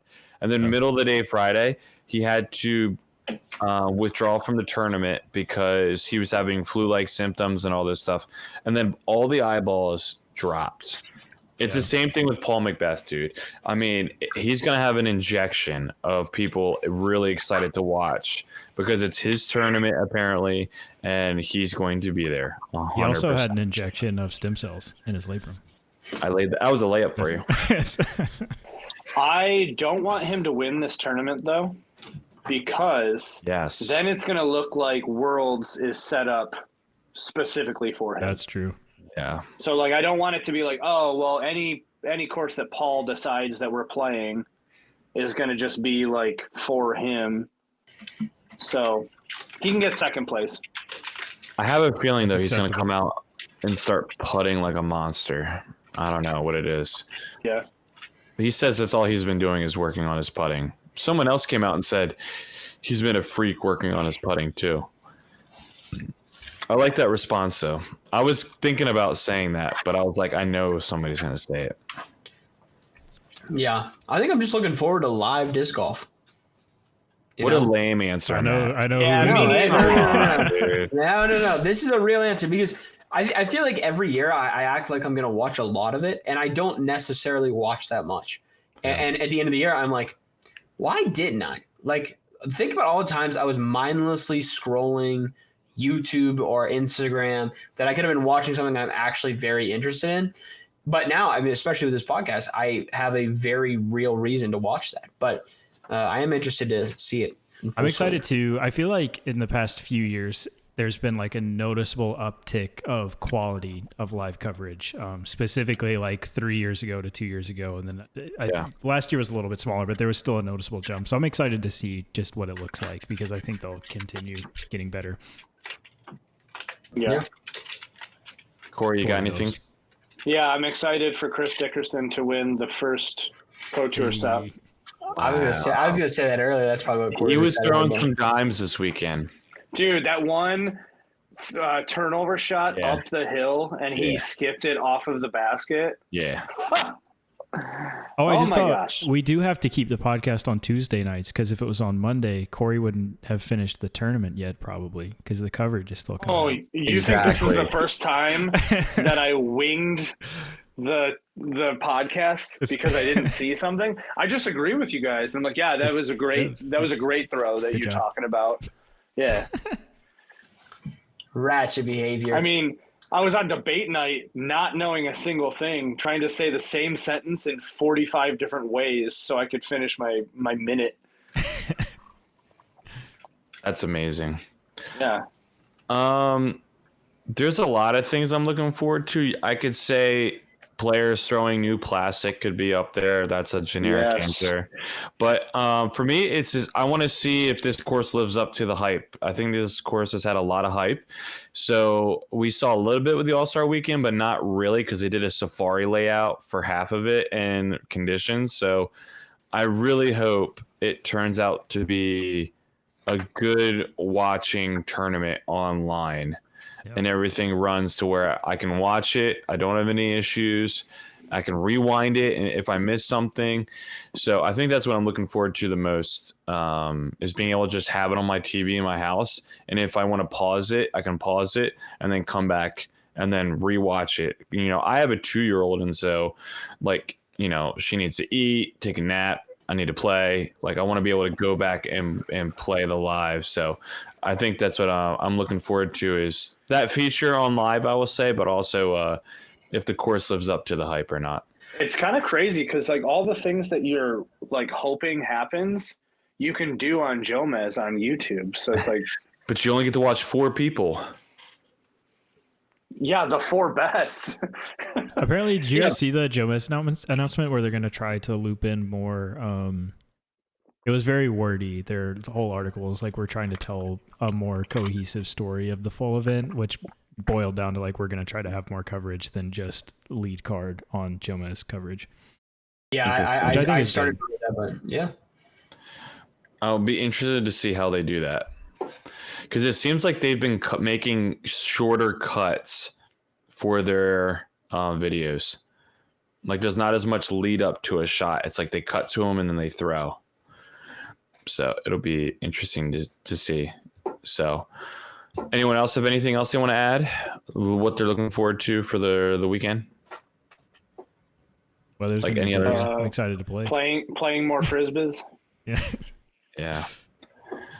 Yeah, it'll be nice to just see them get ahead and get started. I think there's a lot of players with a lot of hype. Shout out DGA. I think there's a lot of hype with them. So we'll see if that lives up to the hype or everyone gets their blood flowing and the real pros come out and push their weight around like the good players. So does anyone know of any players that are not going to be there that are big players other than like FPO, Chris and Tatar? What? I was going to say. We have got time because we're just live, so we can look that up. PDGA. What is it called? To chess.com, and then I ended up just on chess.com. Yeah, I was gonna say you can't even imagine how that works. So I just went to PDGA.com. So these are the people that are signed up: Calvin, Paul, Matteo, Ricky. Fun fact: Matteo and Ricky same rating. Simon, Gannon, Isaac, Chris Dickerson, Niklas, Cole, Kyle, Ezra. I don't know if there's any other big guys. Scott said Simon. Simon is there. Wait list is. Oh, he is. Okay. Nobody important. Yep. You know, it'd be crazy if we could get right off the bat. I'm talking right off the bat, a Ricky and Paul showdown on Sunday. Can you imagine? I would just be the happiest little boy. Can you imagine? Also, can you imagine? I don't know why I was scrolling through and saw names. How sick would it be if Kale LaVisca just comes out and wins? That would be so wild. Sick. Yeah. The fact that he's like over 40, I think, and he's got a 1034 rating, nasty. Yeah. It's like it comes down to him and Scott Stokely. Oh my. Scott Stokely's got those new discs, man. He's making his I own. was gonna say like he's got some new stuff or whatever. Dude, Kevin Jones is only 1029 rated now. In the most respectful way, I just want Kevin Jones to be better. Yeah, I know. Yeah, but once you pass 1,000 rated and you're on the tour, I don't care. I don't care what your rating is. I personally don't either, but like if you see guys slipping when they used to be like 1040, I mean that does matter to me. It just like, are they on a decline or are they not on a decline? But Paul Kranz is 1023 rated. I did not know that. Yeah, he was talking about that. That's the main reason that he got an exception to get a tour card. Yeah, I mean he wasn't that high rated last year in the springtime when I looked at him, but there's a lot of European players coming over right off the bat. Not a lot. I'm sorry, I shouldn't say a lot, but a few. I hope more European players come over, but with them ramping up the European tour, I don't know if that's going to be likely. So I don't know of any other big guys that are. It looks like everyone's going to be there that are big. Is Drew Gibson going to be there? That's the other question. I don't think so. He just put out a video about his tour plans, but I did not watch it. Yeah, I don't think he's going to be there. I don't think Drew Gibson's under 1030 rated, and I don't see his name. Did Jeremy Colling, can he still register after he had to pay the Mexican government $15,000? Wait, what? Would you guys see this story? What? No, you got to tell us. What? So Jeremy Coley, I think he took the post down. He did an Instagram live where he and his wife went on vacation for Valentine's Day in Mexico. And something, I think he like crashed a rental car and was basically like extorted by the police and insurance company and had to pay them $15,000. $15,000? Yeah, it's pretty wild. That's why I don't drive in Mexico. There it is. Why was he driving in? I don't know. Just Uber it, my guy, or go to an all-inclusive place in Mexico. Yeah, it's like I wish the live was still up because it was like a 15-minute story, but it was all like very entertaining. So it was like it was just a day stop between what they were actually planning to do, and they took a rental car to like try to go to some event or something, and it ended up being like a timeshare pitch. So they were like trying to get out of there and like driving back, and the car went bad, and it's crazy. Jeez. It's always Germ. Germ like had his bag stolen twice, like his car broken into. Like, he's got, I don't know what it is, but he's got some bad karma. And he's got that wife that's all about positive energy and crystals Essential and oils. whatnot. Like, why isn't that working out for them? She's got to get to work on that. Yes, For real. something's got to be done. She's got no drip. I just want to say shout out FPO. They have 6 players that are 970 rated and higher. Starting off the season. Do we think Kristen Tatar is going to be 1,000 rated at some point this season? Yes, it's going to happen. I'm a firm believer. Paige Pierce is going to be in this. She's 971 rated. She's going to be there, so we'll have to see what happens. It down. Dude, if she comes out like that hot, I wonder if she'll still play if it's like super muddy, and that course is like Natalie Ryan's playing. Like. Check A lot that of out. mud and hills, and I feel like if I was Paige and already scared about my ankle, I would think about not playing. Yeah, I'd be. I had extremely high expectations for Paige Shue last year, and she let me down. Maybe is she always just been mid and she just won a Worlds randomly? I hate to say it, but yeah. I hate to be that guy, but yes. Yeah.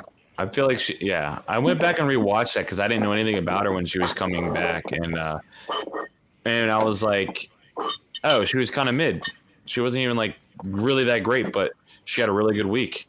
She kept everything in. She kept everything in bounds. I'll say she can throw mids and putters in the fairway, and that world was like just an enigma. The bars shoe worlds. kept everything in bounds and made every putt. That's what it looked like. All right, second to last question, and this is a question that I had talked about in our group last week that I said we have to talk about, in my opinion. The number one thing holding back the Pro Tour is. I was gonna say. I'm gonna Tyler go first because I'm gonna steal his answer. Okay. The number one thing holding back the Pro Tour is. I don't even remember my answer last week. When we were talking, did we talk about it for a hot minute? We talked about it for a little bit. I very much agree with what you said, where it was whereas the name, like every event should be the chess.com, whatever, the LL Bean, whatever. Like we need some sponsorships up in here. Yeah, which that definitely is my answer. I don't know if you guys heard, Jeff Spring did an interview recently, and it sounds like there's some announcements coming for like a overall tour sponsor. So we'll see. That's what I'm talking about. So that would be like my biggest thing is like, I think they should start giving away naming rights and stuff like that to the tour and sign those contracts. So like, I've talked about this, I feel like to ad nauseum sometimes, and like they need to give away like everything they possibly can market to get money into the purse. So this is what really my response is this.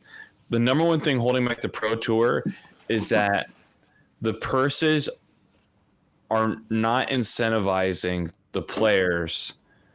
It's more about their contracts with their sponsor is where they're making all their money. The day that we start having players make more money from winning is when we'll stop having to I don't remember my exact wording and thought for this, but I think the biggest thing is that we got to get the purses to be better. Like we got to like reward players for playing better, because that's when we'll start having actual players show up to every event because there's money on the table. So that's the biggest thing. How they get there, they got to figure it out. Marketing, to get everything that they own, they should have some sponsorship on it at this point. Like, I don't know. The reality of most of the players' income being disc sales and not, I mean, that's related to your performance, but it's not like directly your tournament winnings is an issue. And this is definitely not a next year. This is like a 5-year thing. But I think that if we can get to a spot where if you are a tour card holder, that is like a livable wage for you, that the quality of events, or at least participation in events, goes way up, because you have people that can actually, it's a career at that point. Like you get a tour card, at least for that year, like I'm good. I don't have to worry about disc sales. I don't have to worry about incentives. Obviously that extra money's nice, but I'm not eating ramen noodles in the back of an RV for a year. I've got a decent amount of money coming in. Yeah. So I don't know how we get disc golf to look more appealing to people, to get them in cowbell. Yeah. I don't know. Every single pro should have one of those. You never know. Those backs can just walk away, man. That's real. Or you're like Ezra Robinson and you don't even bring your bag to a practice round for Jomez. Love that. He brought like 5 discs or whatever it was. Yeah. He's a legend for that. Matt, number one thing holding back the Pro Tour. The number one thing holding back the Pro Tour. I think you guys are all right. I like a little bit. I don't think that's my thing, but I think all of those make sense. But I think what comes with that, and that's what I'm often talking about, is the professionalism in how we do stuff on the Pro Tour. I think if the money's bigger, the professionalism inevitably comes. But along those lines, that means we have better cameras. That means we have better equipment. That means when you see a story about disc golf, it seems like a very much a real sport. Corey is right. We're still throwing stuff in a random acreage area, but still that kind of adds on there and groups together a little bit. But that's what I'm interested in. Corey, what's bringing us down?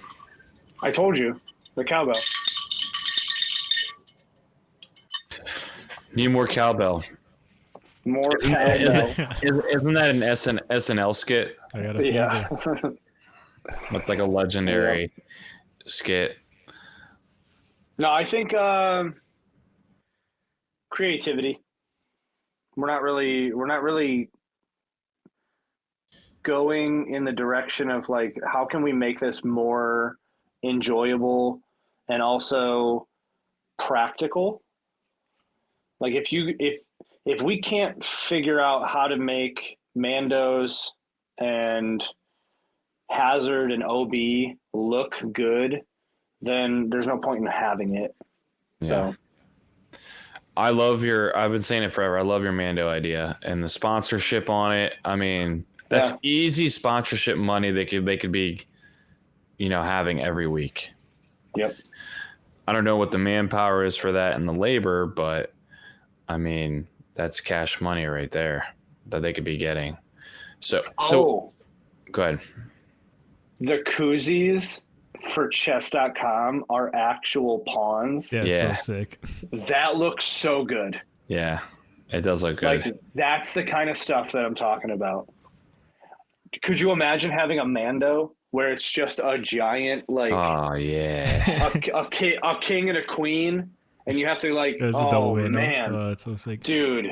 I love how the CEO of chess.com was like, yeah, we realize this is dumb and we're not going to make any money off this, but I like disc golf, so this is going to be sick. Mean, they're getting a lot of recognition in the disc golf world. Yeah. But, I mean, it's disc golf, though. You're getting maybe 10,000 eyeballs, right? So, yeah, I mean, I've just been wondering what is it going to take for disc golf to get bigger? I don't even know, because it's such an accessible sport. Like, we got to get more people to tell friends about it. I don't know. I don't think it's. I think it's using money to allocate, placing it more places. I think the So, big like, difference on too is TV Go ahead. the population of disc golfers is 400x the population of people that care about the Pro Tour. And I think that's where it needs to start. That's true. And Yeah. there's a lot of, Yeah. I feel Good like a point. lot of it's very focused on like outside marketing or trying to bring people into disc golf to watch the Pro Tour. Where like, I think if that's my biggest issue with like the pricing of the Pro Tour stuff right now too, is like, there's the population of disc golfers is so much bigger than the PDGA membership that it's almost like that is an incentive to join the PDGA is meaningless to a point where like, I don't know. I think that more stuff should be free and accessible for people that like are active disc golfers, but just completely do not care about the Pro Tour. And once we start to get that popular, like we need to focus on that before we think about people that don't play disc golf to watch the Pro Tour. And why is like- that, Taylor? I don't know. I wish I knew, but like, Like, I enjoy sports, so I love it. Like, I don't Yeah. know why anybody would not want to watch like the pros play, but I feel that way too. I talk to some people and they're like, "Nah, I don't really care." I'm like, "What?" Well, I mean, my dad sits there every single day watching golf. If he's not actually golfing, he's watching golf. yeah. I can't stand, besides for like highlights, I cannot stand watching golf. Which I think It's that's a big not barrier to enjoyable entry to to me. live too. Like the live rounds were like 4 hours, I think, or each of the broadcasts. So I think that's a large barrier of entry. Just the time requirement. I think it's the whole, like, you could lead a horse to water, you can't make him drink. But even still, I can- think like you make the last round free on YouTube, like it used to be. But are they gonna watch it? Like, I have a lot of friends that love disc golf, love playing every weekend. Could care less. I'd be way more inclined to watch it free on YouTube than I'd be to pay $6 to watch it on a separate app, I guess is my point. Yeah. I mean, I know people in my disc golf group, we all watch it on Sunday afternoons, but like no one says to each other like, "Hey, you better watch this" or anything like that. It's just that we all be like, "Oh my gosh, did you see that shot?" And one guy's like, "No." And we're like, "Oh, you should go check it out." And then that's how we all start watching it essentially. But yeah, I don't know. That's something interesting I've just thought about is how do we get more money into the Pro Tour?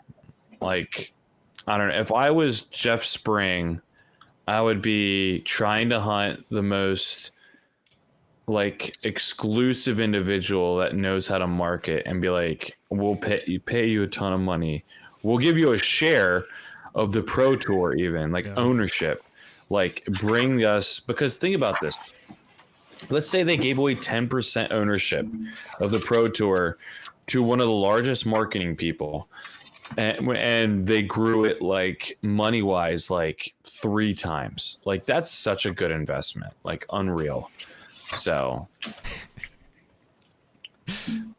yeah, I mean, they just need to hit them up. So Jeff Spring, Corey's number is 303-292. Yeah, I know, right? Hit him up. So, all right, last question. This is a prediction question. The biggest takeaway from the chess.com Invitational will be, Matt? Paul Macbeth's performance and Paige Pierce's performance. Interesting. Explain it. Because if Paul Macbeth is coming back, let's see how he's coming back. He's just had stem cells off.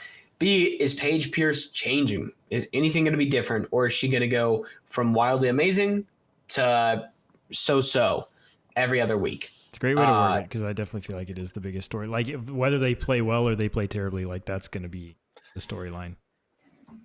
Yeah, because in my head, I don't anticipate nothing is changing for Paige Pierce in my head when she comes back from this. Really? Not if she wins? No. I'm saying I don't think Paige Pierce has been going to too many music festivals to be working on her game in the off season. She has been the last month. Corey wants to make the joke there, but like, so if she couldn't play, and now she can play, but she doesn't have a ton of time in her off season, are we going to see an improvement from Paige Pierce on her previous performance, or is it more likely to see it the same or decline? And in my head, decline. I'm just sick of her talking about like, oh, I'm such in a good headspace. I'm so positive. My like rainbows and sunshines. Like, I want her to go evil and say, I'm going to start destroying people. Like, that's what she needs to do. Like, no top athlete in their sport talks the way she talks right now. They just don't. Very true. So that's the way I think about it with Paige Pierce. Anyone else want to say? Mentality. Yeah, you got to have it, dude. I agree with what Matt said, especially, again, just whether they play well or whether they throw up a stinker, we're all going to be talking about Paul and Paige after this tournament first. It's like that bowler said in bowling, love me or hate me, you still watched. Hey, that was my dad's neighbor growing up. Fun fact, Pete Weber. Shut up. Pete Weber was your dad's neighbor? Yes, sir. That dude is a highlight reel, dude. He is a legend. Who do you think you are? I am. Yeah, that guy's sick. Dude, if you could get him to come to Charlotte, that would be amazing. His dad or his dad's neighbor? What are you saying here? Pete Weber, dude. That guy is electric, man. I literally told a teenager that this weekend after we beat them because they were booing us, and I was like, "Love me or hate us, you still watch." That's such a good quote. That quote's insane. And it's so true. So I mean, everyone's going to be in anticipation for that. Corey, you have anything? I think I'm just curious how influential chess.com on the actual tournament's going to be. Yeah. Like, is it just another, like, okay, we just said the word Barbasol 47 times more than we would if they weren't sponsoring it? Or is it actually going to be like a chess.com, like, extravaganza? So I think that, and then on top of that, is this the first Pro Tour in Florida ever? Was there, like, I don't know. I'd tell you right now, it would have been Throw Down the Mountain, I think. So I'm curious if there are other courses in Florida that are Pro Tourable, and eventually we will get more, like an earlier start to the season. Ooh. Because if you play in places that are warm all year long. No. New World. New World used to be in Jacksonville towards the end of the year. Okay. Okay. Yeah. I forgot the actual name of that tournament, but I remember them talking about that. But yeah, I'm just curious about Florida and like the warmer areas. Why aren't we playing more out of the year? I know it's given them a break, but at the same time, I don't care. They're professional athletes. Right. Like, I'm so sick and tired of people whining. Preach. Oh my God. Come on. I need a break. Come on. I know this. Come on. This is like, disc golf is different because we're not making millions of dollars. But when you hear a hockey player or a basketball player or a football player whining about like, well, oh, give me a break, I need the off season. No, you don't. You're making millions. Like you should be working all year round because guess what? So are we. Yeah. So yes, disc golfers, we don't make all that much money, but you could, and I think it would be better to have a full season, like the entire year, than an all-star event. Yeah, I literally 2 years ago scored for a group, and a pro said in the group that we've played like 3 out of the last 4 weeks, and like they got to fix their schedule. We can't be playing that much. And I so badly wanted to be like, dude, you're making no money playing disc golf. Why are you complaining about traveling and playing disc golf and like for your life and enjoying life right now? And yeah, I see you posting on Instagram all these cool places you go to, and you're complaining about the amount of disc golf you're playing. It's like, if you're complaining about it, then just don't go. Skip a week. Yeah. Like, Like then you can take the loss of money or whatever the case may be. So I am so sick of that too, and I've never brought it up because I'll do what you just did, which is not wrong. But I mean, I feel like I get emotional about a couple of these topics, and I'm so sick of them complaining about playing too much. So it'll be also like nothing. Oh wait, it's my turn anyways, isn't it? Biggest takeaway from the thank you. Biggest takeaway from the chess.com invitational will be I just had it a minute ago in my head and then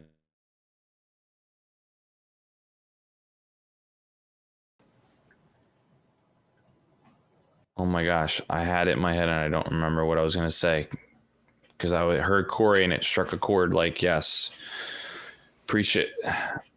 I don't know. I don't remember what I was going to say. If there is gator lined OB. I think I was going to say this a minute ago, but I think like what makes this weekend so big as well, we've kind of already hit it, but like Paul McBeth usually doesn't play the very first tournament. And the fact that he is playing the first tournament is really big because he hasn't played out in Vegas in a long time, or I don't even know if he ever has. So yeah, he had that anyway. super sick Thunderbird ace that one year. Oh yeah, that was. I don't know why that sticks out in my brain, but I just remember whole like 3 or something like that. Maybe. I'm going to tell you one thing. I Hole cannot 2. tell you a single distinct hole on those courses except for the Triple Island hole. Oh really? Yeah, I don't know why. The Vegas courses are just, they do not stick in my brain at all. I'm trying to think what my biggest takeaway that was so sad. I didn't write it down. Eagle? Is Eagle playing? No. Still injured. He won't be back until Champions Cup probably. Is what it was. I think the biggest takeaway. Somebody might throw an Eagles envy during the tournament. He'll be there in spirit. I don't see why he wouldn't, like, if he's making the money that we think he's making, why not go and just play lefty? And see how good you can play. Like, and be out there. Cares about his rating. That's true. You do have to worry about your rating. Ratings to me are flight numbers to Taylor. Like oh yes, my gosh. Yes. I love it. You're on the tour. Who gives a crap? Especially if you're playing lefty. You should be able to like put in there like, hey, this isn't like a my separate real person. This is Eagle McBoy. Eagle McLeft. Yeah. I think this is what it was from my takeaway. I think the biggest takeaway will be like we will see like who truly is ready for this season. I feel like Chris Dickerson. like like there's so many mini storylines. Like this is where I wish like I was a writer for some sort of media company in disc golf because I would be writing so many storylines. Like you could talk about Chris Dickerson. He had such an off year last year. Is he going to come back and play really well? You got Paul McBeth. You can even talk about Ricky and saying, hey, we haven't heard anything about any injuries. Is he going to be able to withstand the whole season because of his Lyme's issue? I mean, we can even talk about Brody Smith. Is he ever going to like progress in disc golf, or is this just who Brody is? Is he just in this like right around 50 ranked player? Like, is he going to get better or not? Or is he complacent with where he's at right now? Like, there's so many different little storylines. You could talk about like all the guys switching to different companies, you know? So I think it would be really fascinating if like a no-name guy, not no-name, but like a lower-end guy that was like top 30, 35 ranked came out and won this event like out of nowhere. Because then people could start thinking like, is this an event where somebody like that will win this tournament every year? Because it felt like we were getting to that in Vegas for a moment. I know that's usually Eagles like playground, but it felt like we were getting some mixed guys out there having a chance at winning that tournament. So yeah, there's so many different things. I think that's the biggest for me. I think it's going to really show where everyone's at from the off season. What, Corey? I just thought of this.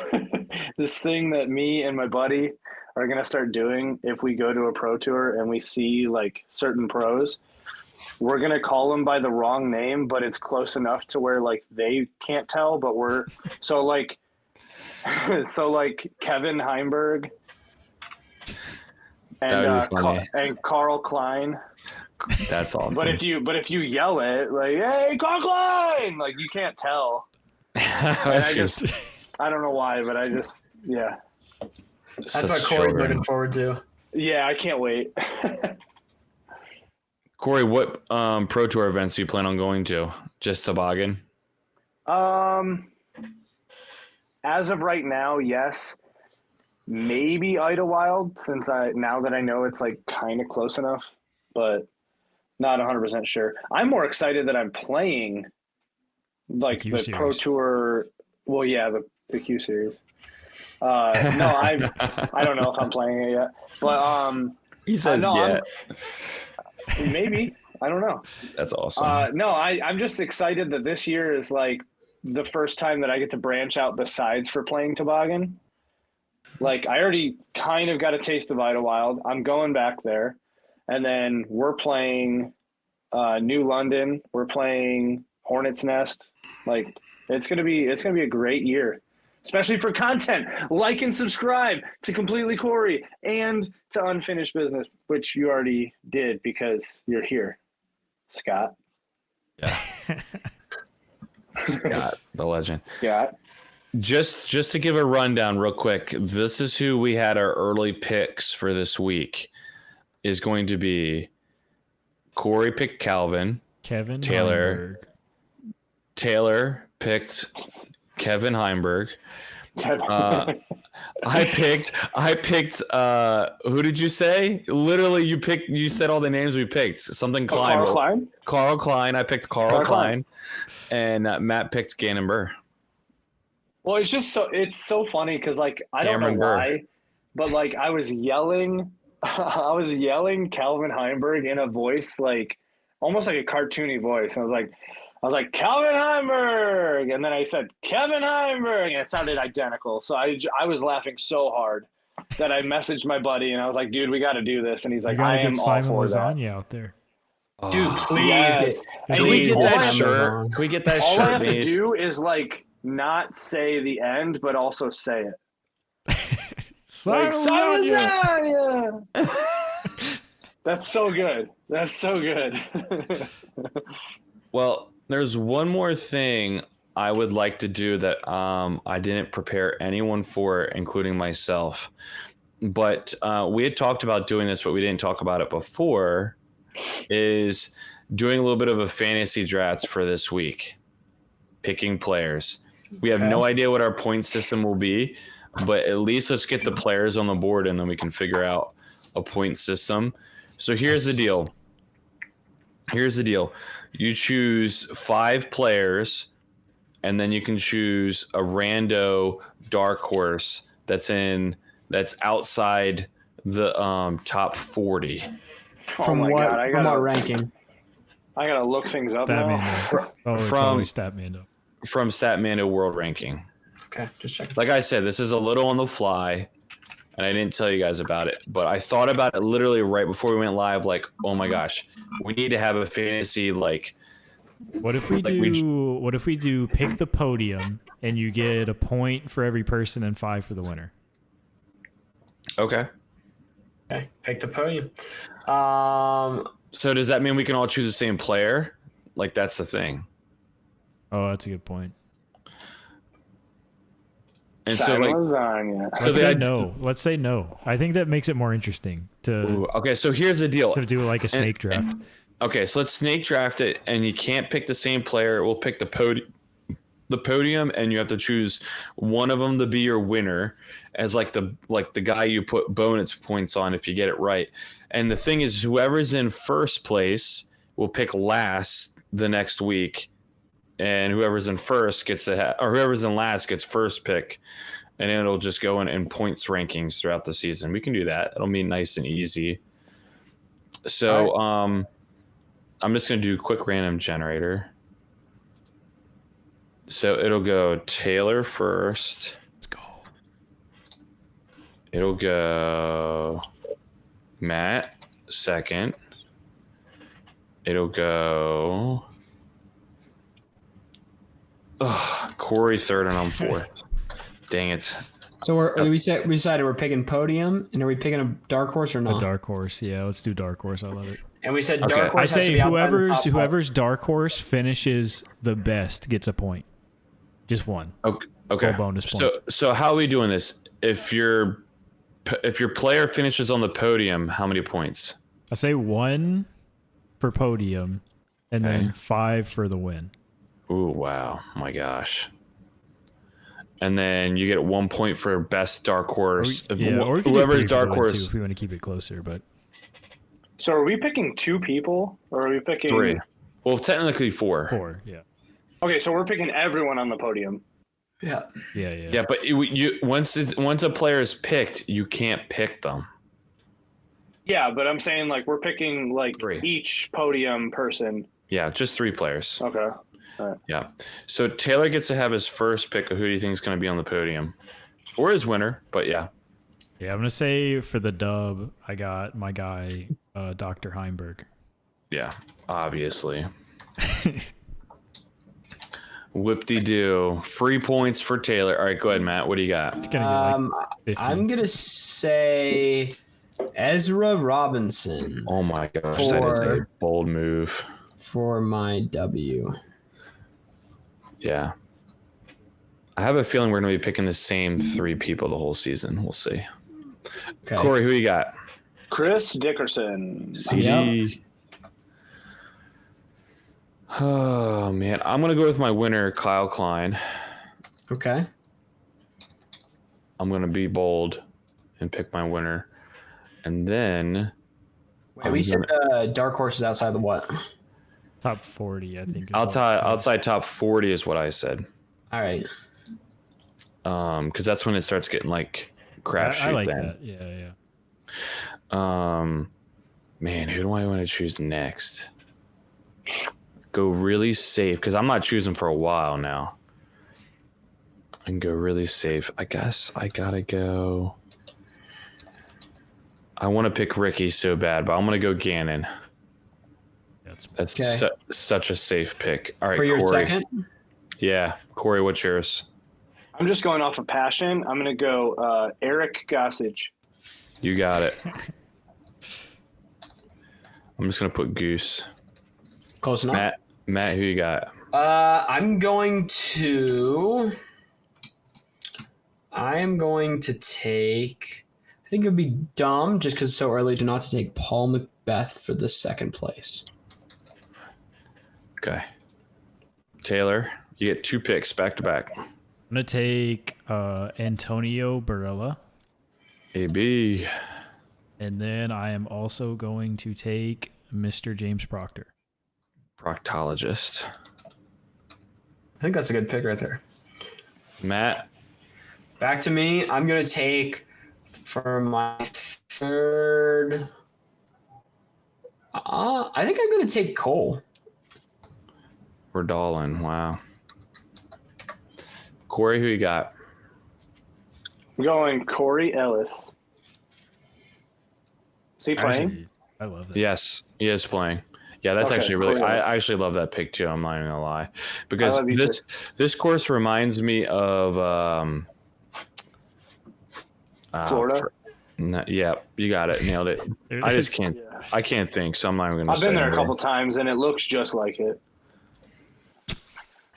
What's the course that it reminds me of? Oh, not toboggan, right? What's the hole where it's like a tunnel shot downhill, but there's OB behind the hole? It's like 450, and Hole 5 toboggan. it's all right. So it's that course. He plays well at D-Glow. The one that used to be the red carpet.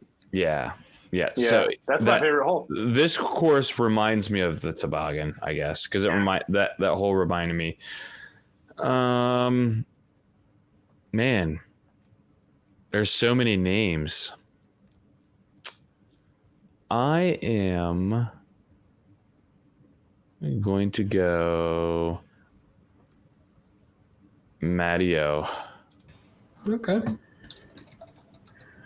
And then I have to figure out real quick, because I don't have the list up in front of me, my dark horse.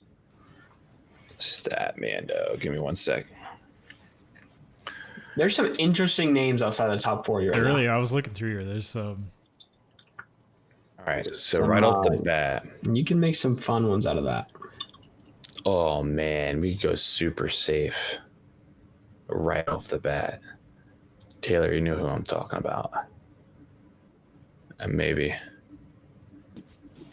Brody's 54th. Interesting. Hey, Greg Barsby's 40.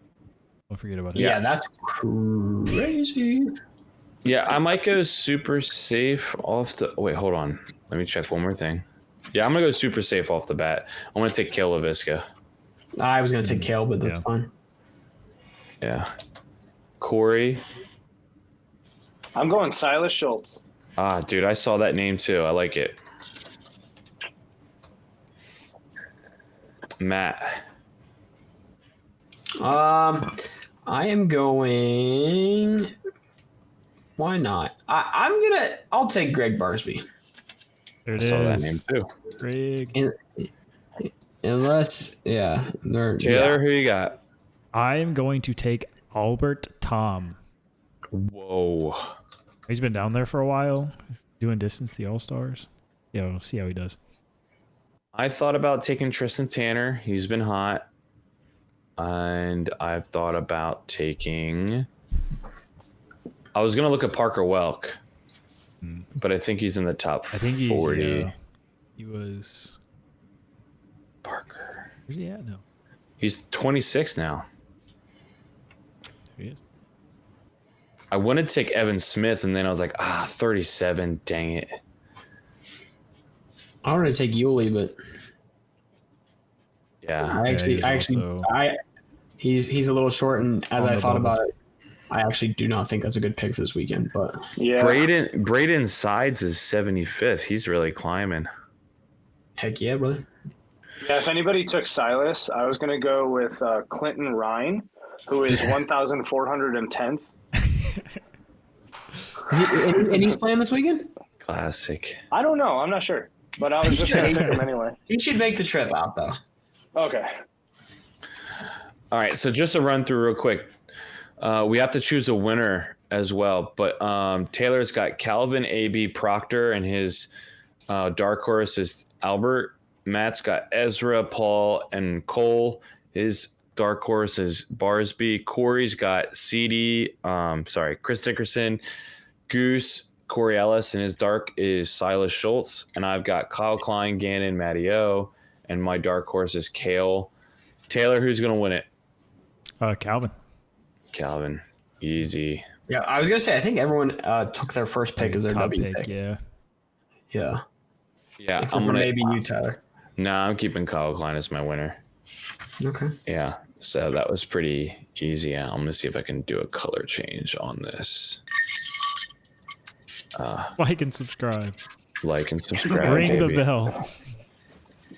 I'll organize this a lot better, and I'll share it with you guys. Corey, what's that you got in your hand? Oh, this is just the 2022 Putter of the Year, the Birdie Marble. Hey.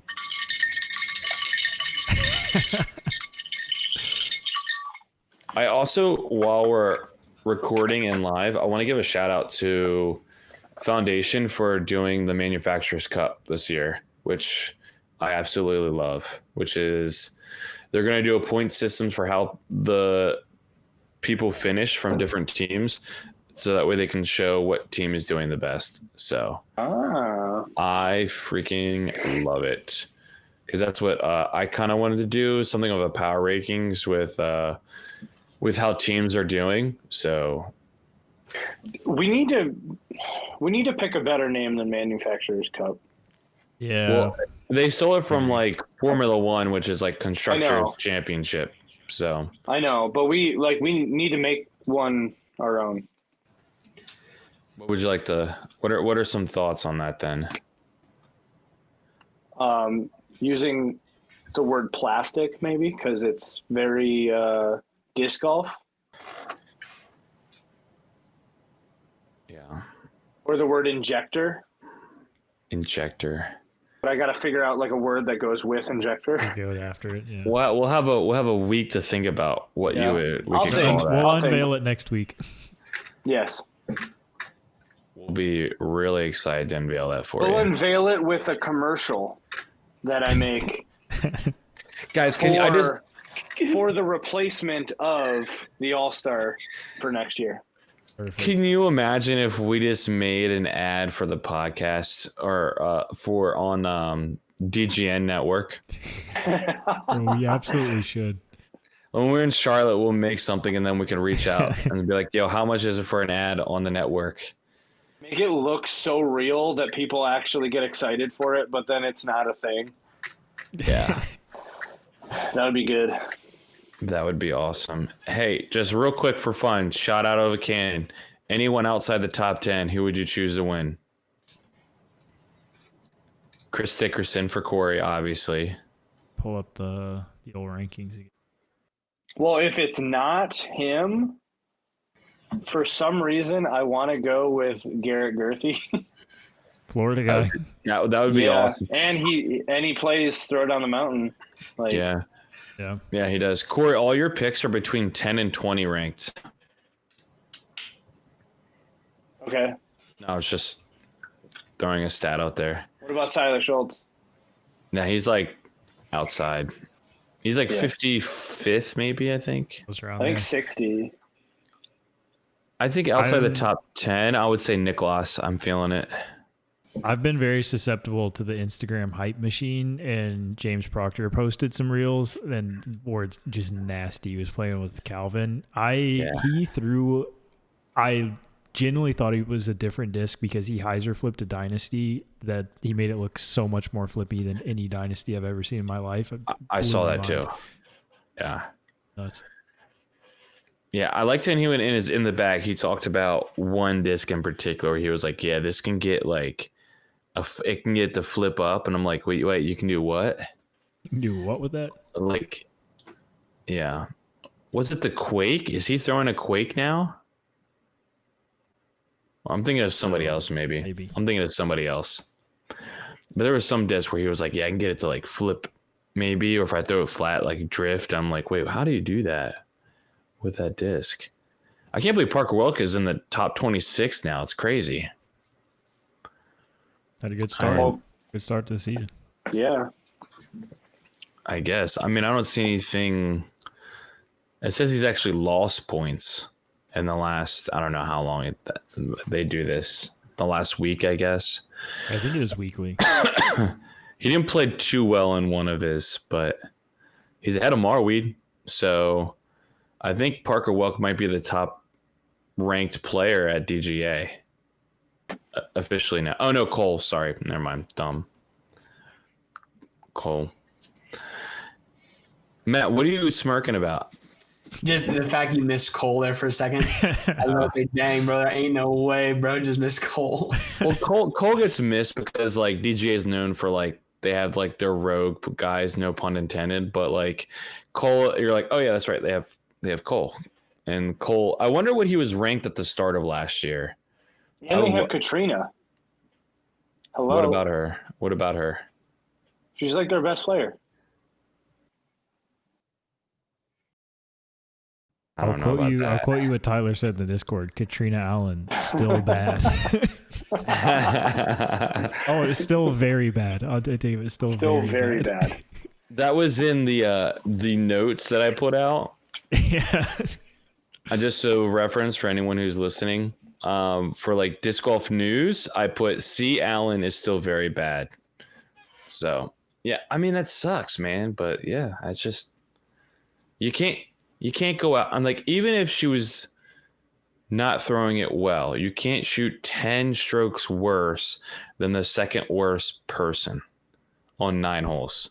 I have an unrelated rant. This just came in my brain. So we're talking about Katrina Allen being bad, and she's thrown some like unacceptable shots. How does Paige Pierce not get crapped on more for how she lost the Utah World? She threw an 80-foot approach shot out of bounds. Never had a chance.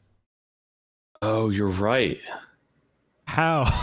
Like, it was so bad, man. And was it like her fierce that she was throwing? Yeah. It was, Was it? like 3 feet off the ground, just straight OB on like an 80-foot approach. Did you guys watch Yuli's vlog where Simon was teaching him how to putt? No, but Yes, that sounds yes, I interesting. did watch that one. Did you see the? So, I don't know how he did it on command, but I know, Yuli was talking about Yeah. how he used to putt a certain way, but his finger would always catch, and it would just launch the disc like 90 degrees, and then he just did it on command. Yeah. And that is so funny because he's like, and now I don't do that. I do this thing with my hand, so it like moves my finger out of the way. But the fact that he first try just did the thing, and he's like, this is exactly what, that is mind-boggling to me. And I wonder if she did something like that, where like she just happened to do something that I don't know. Well, one thing I will add to this conversation is, speaking about that, I wonder if any of the Finnish women are going to be able to learn how to putt this season. I hope so. Because I've never seen this, but Henna had a terrible shank putt from like 15 feet last year. I didn't realize how bad it was. It was And like I was Corey like, would say, just went straight right. Like why is it only the Finnish women that it happens to? I haven't seen it happen with anyone else other than Henna and Evelina. I don't know. How are they at forehands? Evelina's a monster forehand Evelina's player. really good. Yeah. Really. Should she be the first forehand putter on the tour? You should probably I- think about it. I used to You know what I scuba mean? Like- putt. Yeah. I used to scuba putt exclusively. Really? I was so accurate inside. I used to do the flip putt. that also works, but Yeah. I was the exclusive scuba I putter. had a friend that went through a turbo putting phase. He was like, my putting's so bad, I'm just going to turbo putt for a little bit. Because like this is a lot easier to not like launch out the wrong way. Maybe It's so- I don't know. It's so touchy.